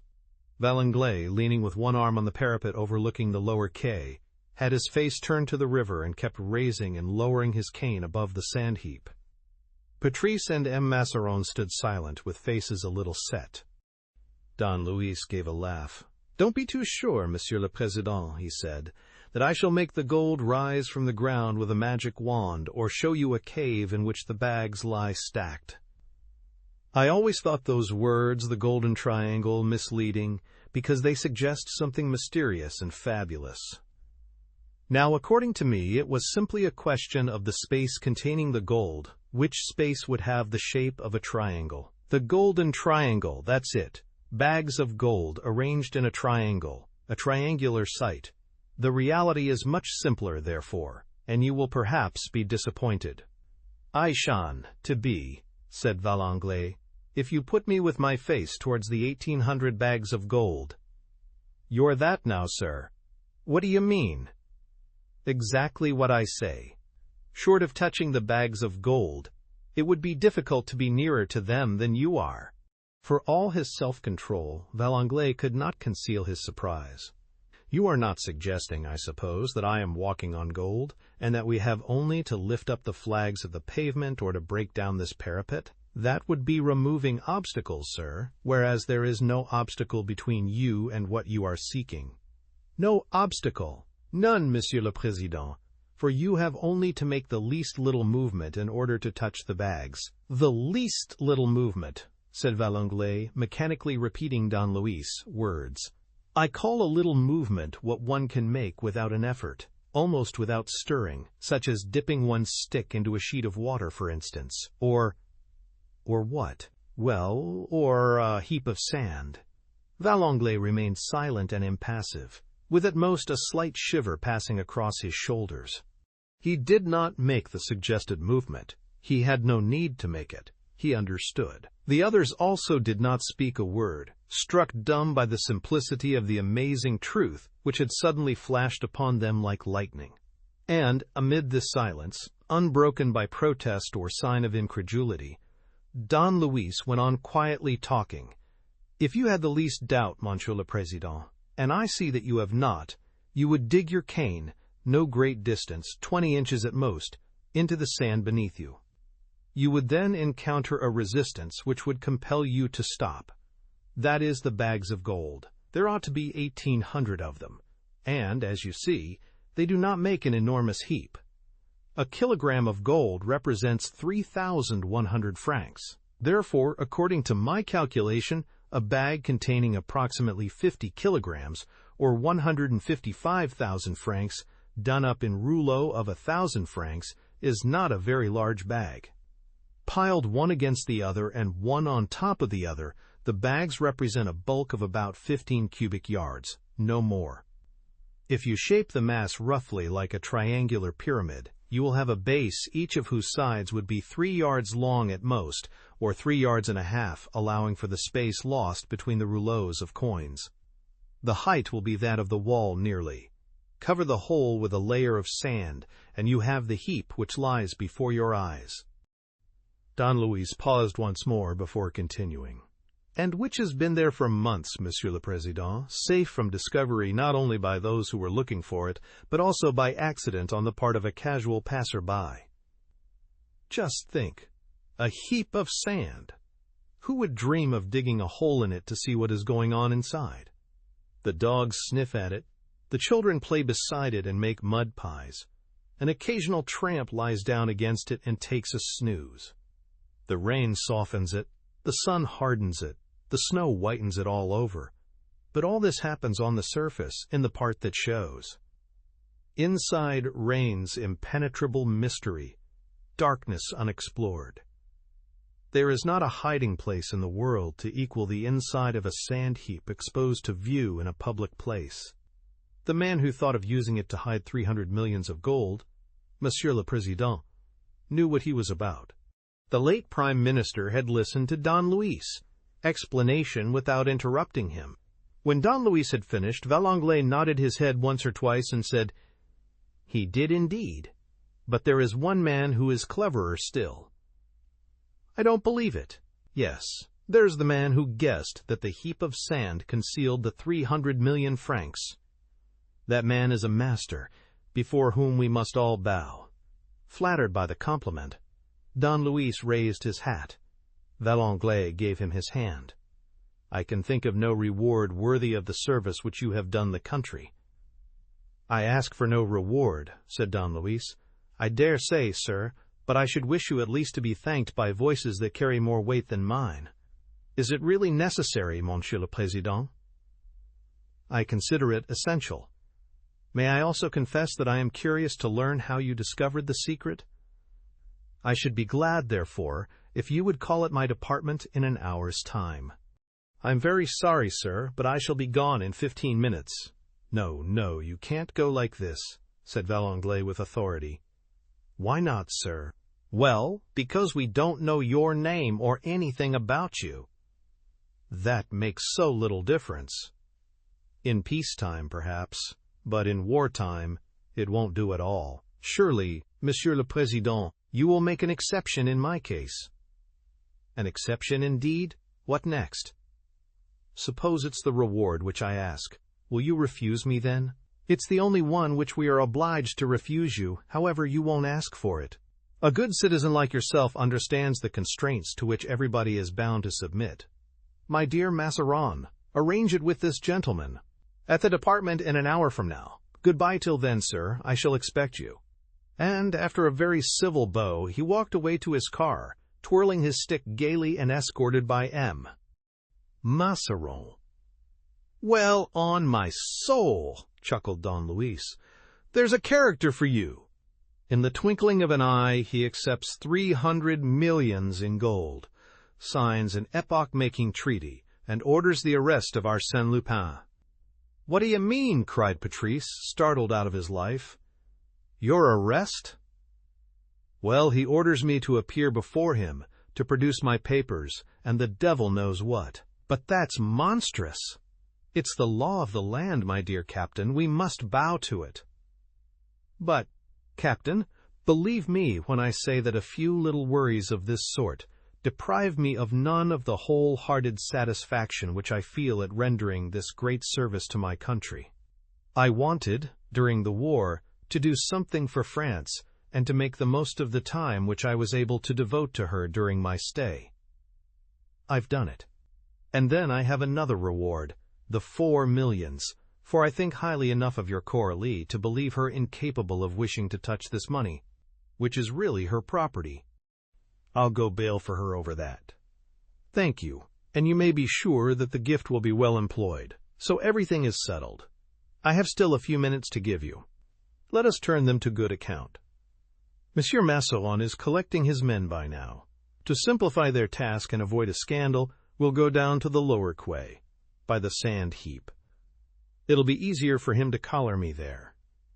I accept your few minutes, said Patrice, as they went down the steps. But first of all, I want to apologize. For what? For behaving a little treacherously and locking me into the studio of the lodge? You couldn't help yourself. You were trying to assist your Coralie. For thinking me capable of keeping the treasure on the day when I discovered it? You couldn't help that either. How could you imagine that Arsène Lupin would despise 300 million francs? Very well, no apologies, said Patrice, laughing. But all my thanks. For what? For saving your life and saving Coralie's? Don't thank me. It's a hobby of mine, saving people. Patrice took Don Luis's hand and pressed it firmly. Then, in a chafing tone which hid his emotion, he said, Then I won't thank you. I won't tell you that you rid me of a hideous nightmare by letting me know that I was not that monster's son, and by unveiling his real identity. I will not tell you either that I am a happy man, now that life is opening radiantly before me, with Coralie free to love me. No, we won't talk of it. But shall I confess to you that my happiness is still a little, what shall I say, a little dim, a little timid? I no longer feel any doubt, but in spite of all, I don't quite understand the truth, and until I do understand it, the truth will cause me some anxiety. So tell me, Explain to me. I want to know." "And yet the truth is so obvious," cried Don Luis. "The most complex truths are always so simple. Look here, don't you understand anything? Just think of the way in which the problem is set. For 16 or 18 years, Simeon Diadochus behaves like a perfect friend, devoted to the pitch of self-denial. In short, like a father. He has not a thought, outside that of his revenge, but to secure your happiness and Coralie's. He wants to bring you together. He collects your photographs. He follows the whole course of your life. He almost gets into touch with you. He sends you the key of the garden and prepares a meeting. Then, suddenly, a complete change takes place. He becomes your inveterate enemy and thinks of nothing but killing the pair of you. What is there that separates those two states of mind? One fact, that's all, or rather one date. The night of the 3rd of April, and the tragedy that takes place that night and the following day at Arsene's house. Until that date, you were Simeon Diadochus' son. After that date, you were Simeon Diadochus' greatest enemy? Does that suggest nothing to you? It's really curious. As for me, all my discoveries are due to this general view of the case which I took from the beginning." Patrice shook his head without replying. He did not understand. The riddle retained a part of its unfathomable secret. "Sit down there," said Don Luis, "on our famous sand heap, and listen to me. It won't take me 10 minutes. They were on Berthau's wharf. The light was beginning to wane, and the outlines on the opposite bank of the river were becoming indistinct. The barge rocked lazily at the edge of the quay. Don Luis expressed himself in the following terms. "On the evening when, from the inner gallery of the library, you witnessed the tragedy at Arsene's house, you saw before your eyes 2 men bound by their accomplices, Arsene's Bey and Simeon Diadochus. They are both dead. One of them was your father. Let us speak first of the other. Arsene's Bey's position was a critical one that evening. After draining our gold currency on behalf of an Eastern power, he was trying to filch the remainder of the millions of francs collected. The Belle Helene, summoned by the rain of sparks, was lying moored alongside Berthau's wharf. The gold was to be shifted at night from the sandbags to the motor barge. All was going well, when the accomplices, warned by Simeon, broke in. Thereupon we have the blackmailing scene, Colonel Facchi's death, and so on, with Arsene's learning at one and the same time that his accomplices knew of his schemes and his plan to pilfer the gold, and also that Colonel Facchi had informed the police about him. He was cornered. What could he do? Run away? But in wartime, running away is almost impossible. Besides, running away meant giving up the gold and likewise giving up Coralie, which would never have done. So there was only one thing, to disappear from sight. To disappear from sight and yet to remain there, on the battlefield, near the gold and near Coralie. Night came, and he employed it in carrying out his plan. So much for Arsene's. We now come to Simeon Diadochus." Don Luis stopped to take breath. Patrice had been listening eagerly, as though each word had brought its share of light into the oppressive darkness. "The man who was known as Old Simeon," continued Don Luis, "that is to say, your father, Armand Belval, a former victim, together with Coralie's mother of Arsene's Bey, had also reached a turning point of his career. He was nearly achieving his object. He had betrayed and delivered his enemy, Arsene's, into the hands of Colonel Facchi and the accomplices. He had succeeded in bringing you and Coralie together. He had sent you the key of the lodge. He was justified in hoping that, in a few days more, everything would end according to his wishes. But, next morning, on waking, certain indications unknown to me revealed to him a threatening danger, and he no doubt foresaw the plan which Arsene's was engaged in elaborating. And he too put himself the same question. What was he to do? What was there for him to do? He must warn you without delay, telephone to you at once." For time was pressing, The danger was becoming definite. Arsène was watching and hunting down the man whom he had chosen as his victim for the second time. You can picture Simeon possibly feeling himself pursued and locking himself into the library. You can picture him wondering whether he would ever be able to telephone to you and whether you would be there. He asks for you. He calls out to you.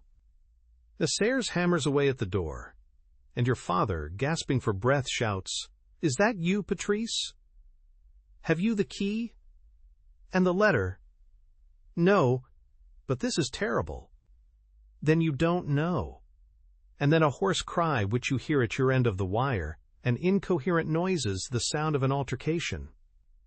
And then the lips gluing themselves to the instrument and stammering words at random.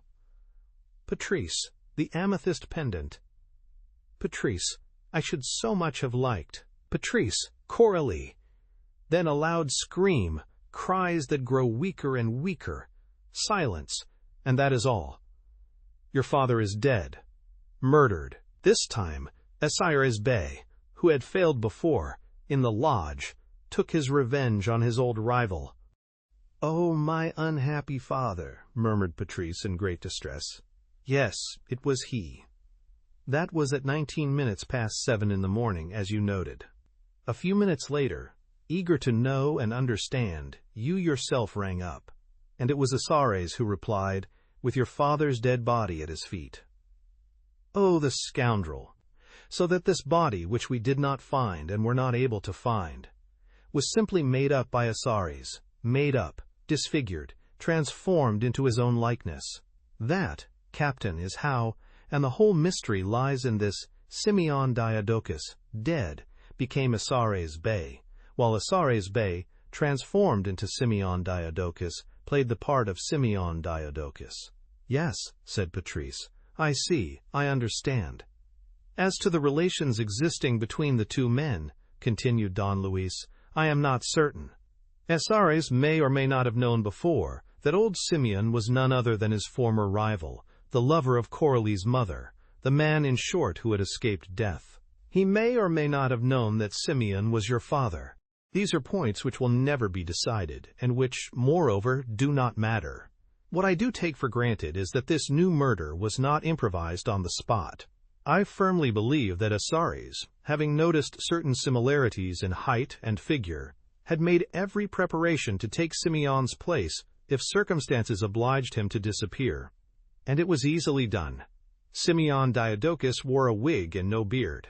Arsène, on the contrary, was bald-headed and had a beard. He shaved himself, smashed Simeon's face against the grate, mingled the hairs of his own beard with the bleeding mass, dressed the body in his clothes, took his victim's clothes for himself, put on the wig, the spectacles and the comforter. The transformation was complete. Patrice thought for a moment, then he raised an objection. Yes, that's what happened at 19 minutes past 7. But something else happened at 23 minutes past 12. No, nothing at all. But that clock, which stopped at 23 minutes past 12, I tell you, nothing happened at all. Only he had to put people off the scent. He had above all to avoid the inevitable accusation that would have been brought against the new Simeon. What accusation? What accusation? Why, that he had killed Arsène Bey, of course. A dead body is discovered in the morning. Who has committed the murder? Suspicion would at once have fallen on Simeon. He would have been questioned and arrested. And Arsène would have been found under Simeon's mask. No, he needed liberty and facilities to move about as he pleased. To achieve this, he kept the murder concealed all the morning, and arranged so that no one set foot in the library. He went 3 times and knocked at his wife's door, so that she should say that Arsène Bey was still alive during the morning. Then, when she went out, he raised his voice and ordered Simeon, in other words himself, to see her to the hospital in the Champs-Élysées, and in this way Madame Wom. Arsène thought that she was leaving her husband behind her alive, and that she was escorted by old Simeon, whereas actually she was leaving old Simeon's corpse in an empty part of the house, and was escorted by her husband. Then what happened? What the rascal had planned. At 1 o'clock, the police, acting on the information laid by Colonel Faki, arrived and found themselves in the presence of a corpse. Whose corpse? There was not a shadow of hesitation on that point. The maids recognized their master, and when Madame Mefortchesneau Arsène returned, it was her husband whom she saw lying in front of the fireplace at which he had been tortured the night before. Old Simeon, that is to say Arsène himself, helped to establish the identification. You yourself were taken in. The trick was played. Yes, said Patrice, nodding his head. That is how things must have gone. They all fit in. The trick was played, Don Luis repeated, and nobody could make out how it was done. Was there not this further proof, the letter written in Arsène's own hand and found on his desk? The letter was dated at 12 o'clock on the 4th of April, addressed to his wife, and told her that he was going away. Better still, the trick was so successfully played that the very clues which ought to have revealed the truth merely concealed it. For instance, your father used to carry a tiny album of photographs in a pocket stitched inside his undervest. Arsène did not notice it and did not remove the vest from the body. Well, when they found the album, they at once accepted that most unlikely hypothesis. Arsène Bey, carrying on his person an album filled with photographs of his wife and Captain Belval.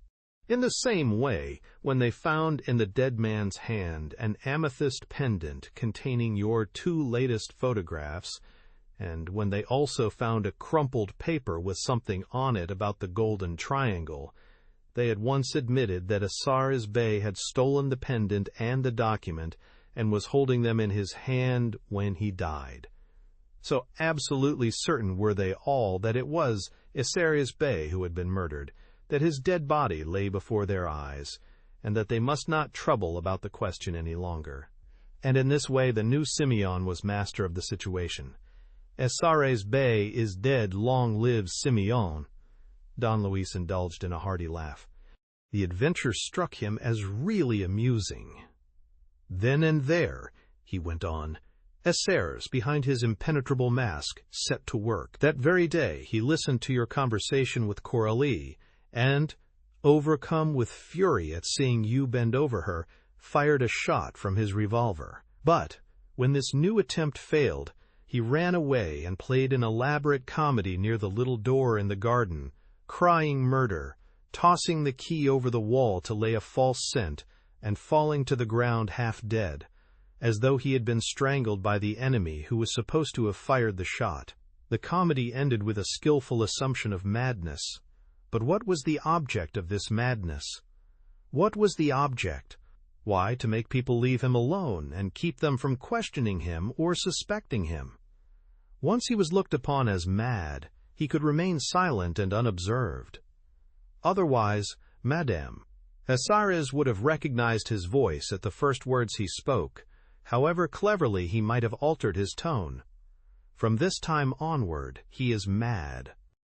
He is an irresponsible being. He goes about as he pleases. He is a madman. And his madness is so thoroughly admitted that he leads you, so to speak, by the hand to his former accomplices, and causes you to have them arrested, without asking yourself for an instant if this madman is not acting with the clearest possible sense of his own interest. He's a madman, a poor, harmless madman, one of those unfortunates with whom nobody dreams of interfering. Henceforth, he has only his last 2 adversaries to fight, Coralie and you. And this is an easy matter for him. I presume that he got hold of a diary kept by your father. At any rate, he knows every day of the one which you keep. From this he learns the whole story of the graves, and he knows that, on the 14th of April, Coralie and you are both going on a pilgrimage to those graves. Besides, he plans to make you go there, for his plot is laid.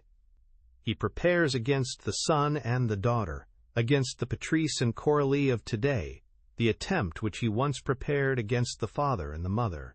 The attempt succeeds at the start. It would have succeeded to the end, but for an idea that occurred to our poor Yabon, thanks to which a new adversary, in the person of myself, entered the lists. But I need hardly go on. You know the rest as well as I do, and, like myself, you can judge in all his glory the inhuman villain who, in the space of those 24 hours, allowed his accomplice Grégoire to be strangled, buried your Coralie under the sand heap, killed Yabon, locked me in the lodge, or thought he did, buried you alive in the grave dug by your father, and made away with Vachereau the porter. And now, Captain Belval, do you think that I ought to have prevented him from committing suicide, this pretty gentleman who, in the last resort, was trying to pass himself off as your father? You were right, said Patrice. You have been right all through, from start to finish. I see it all now, as a whole and in every detail. Only one point remains, the Golden Triangle. How did you find out the truth? What was it that brought you to this sand heap and enabled you to save Coralie from the most awful death? Oh, that part was even simpler, replied Don Luis, and the light came almost without my knowing it. I'll tell it you in a few words. But let us move away first. And Monsieur Masseron and his men are becoming a little troublesome. The detectives were distributed at the two entrances to Berthau's wharf. Monsieur Masseron was giving them his instructions. He was obviously speaking to them of Don Luis and preparing to accost him. "Let's get on the barge," said Don Luis.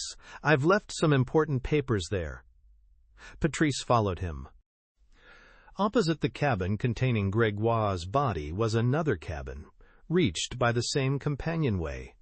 It was furnished with a table and a chair.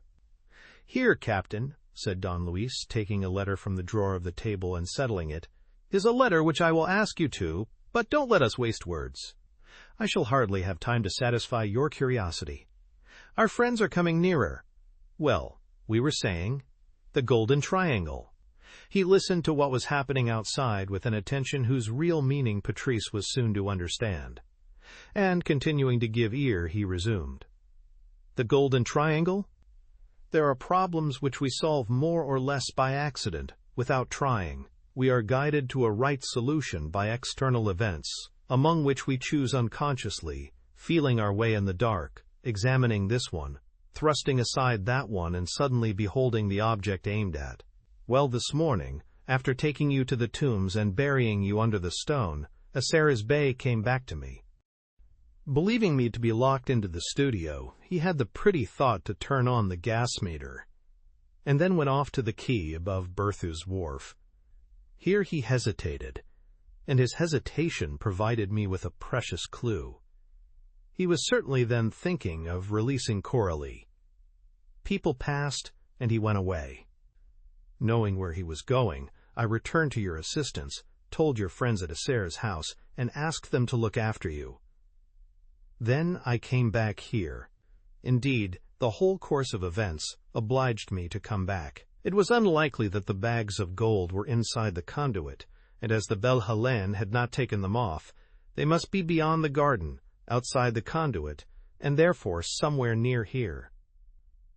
I explored the barge we are now on, not so much with the object of looking for the bags, as with the hope of finding some unexpected piece of information, and also, I confess, the 4 millions in Grégoire's possession. Well, when I start exploring a place where I fail to find what I want, I always remember that capital story of Edgar Allan Poe's The Purloined Letter. Do you recollect? The stolen diplomatic document which was known to be hidden in a certain room. The police investigate every nook and corner of the room and take up all the boards of the floor, without results.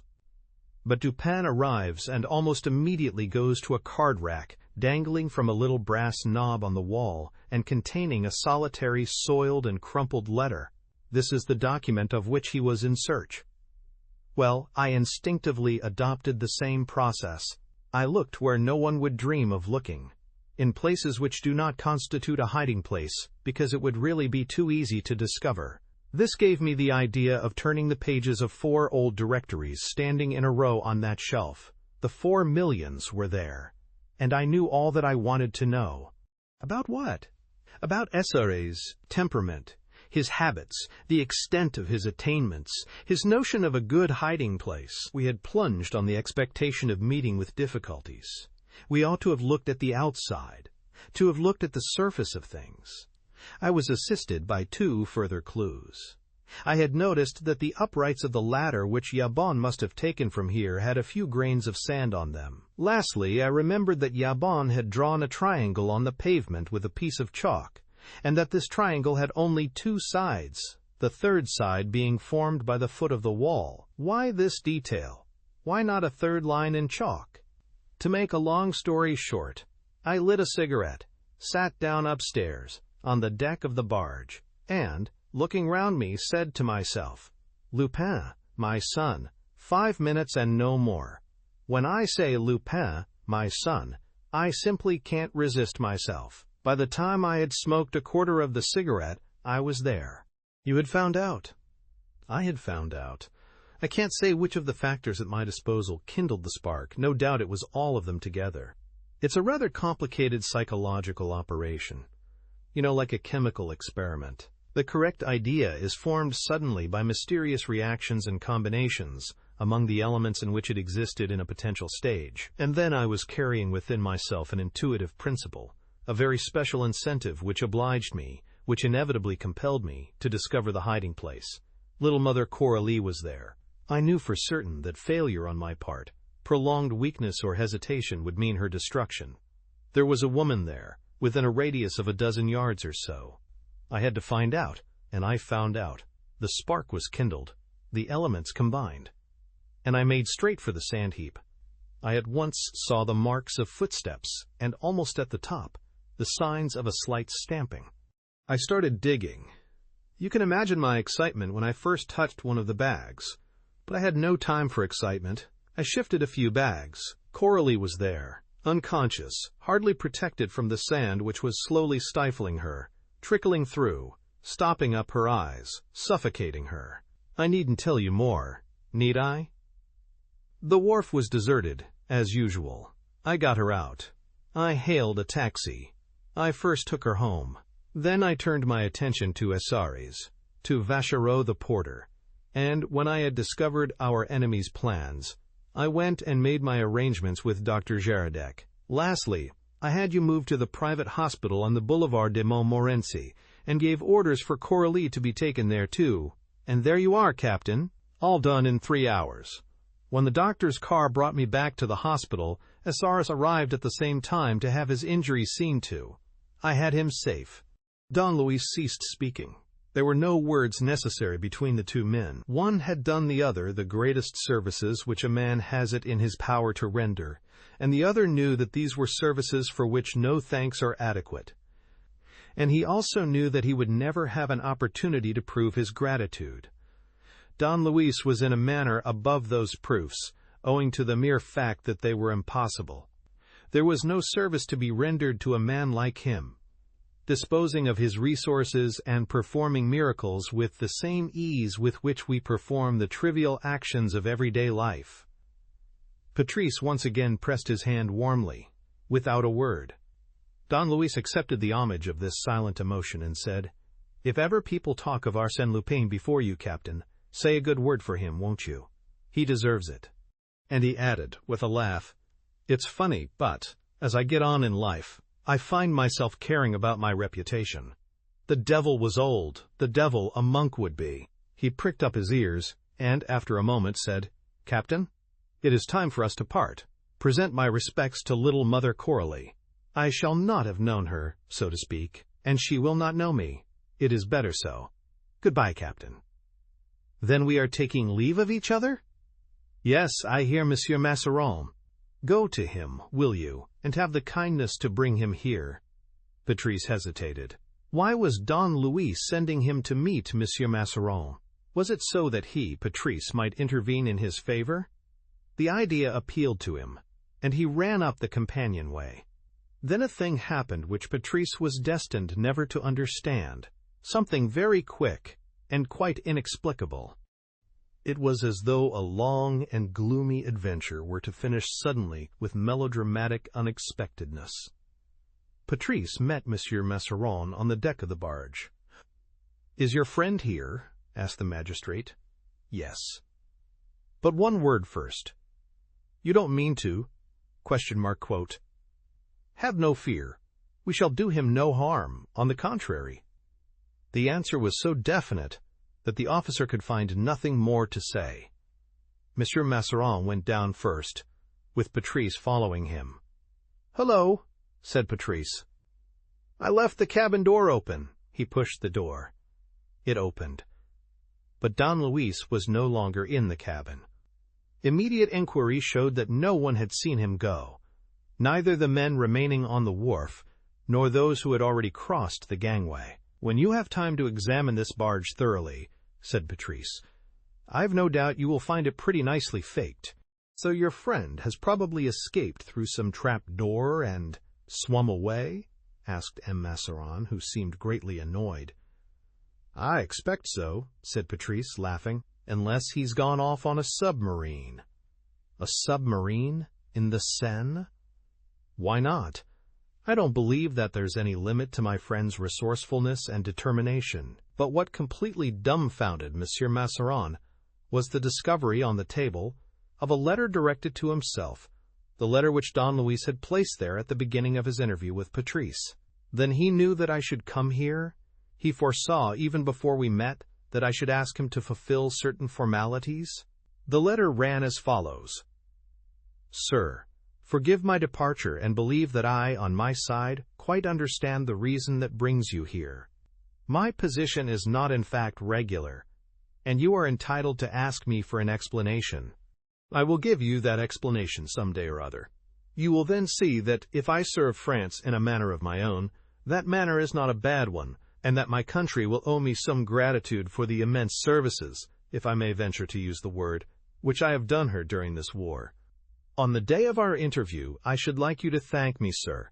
You will then, for I know your secret ambition, be prefect of police. Perhaps I shall even be able personally to forward a nomination which I consider well deserved. I will exert myself in that direction without delay. I have the honor to be, etc." Monsieur Mazarin remained silent for a time. "A strange character," he said at last. "Had he been willing, we should have given him great things to do. That was what I was instructed to tell him." "You may be sure, sir," said Patrice, "that the things which he is actually doing are greater still." And he added, "A strange character, as you say, and stranger still, more powerful and more extraordinary than you can imagine. If each of the Allied nations had had 3 or 4 men of his stamp at its disposal, the war would have been over in 6 months." "I quite agree," said Monsieur Mazarin. "Only those men are usually solitary, intractable people, who act solely upon their own judgment, and refuse to accept any authority. I'll tell you what. There's something like that famous adventurer who, a few years ago, compelled the Kaiser to visit him in prison and obtain his release, and afterwards, owing to a disappointment in love, threw himself into the sea from the cliffs at Capri. Who was that? Oh, you know the fellow's name as well as I do. Lupin. That's it. Arsène Lupin.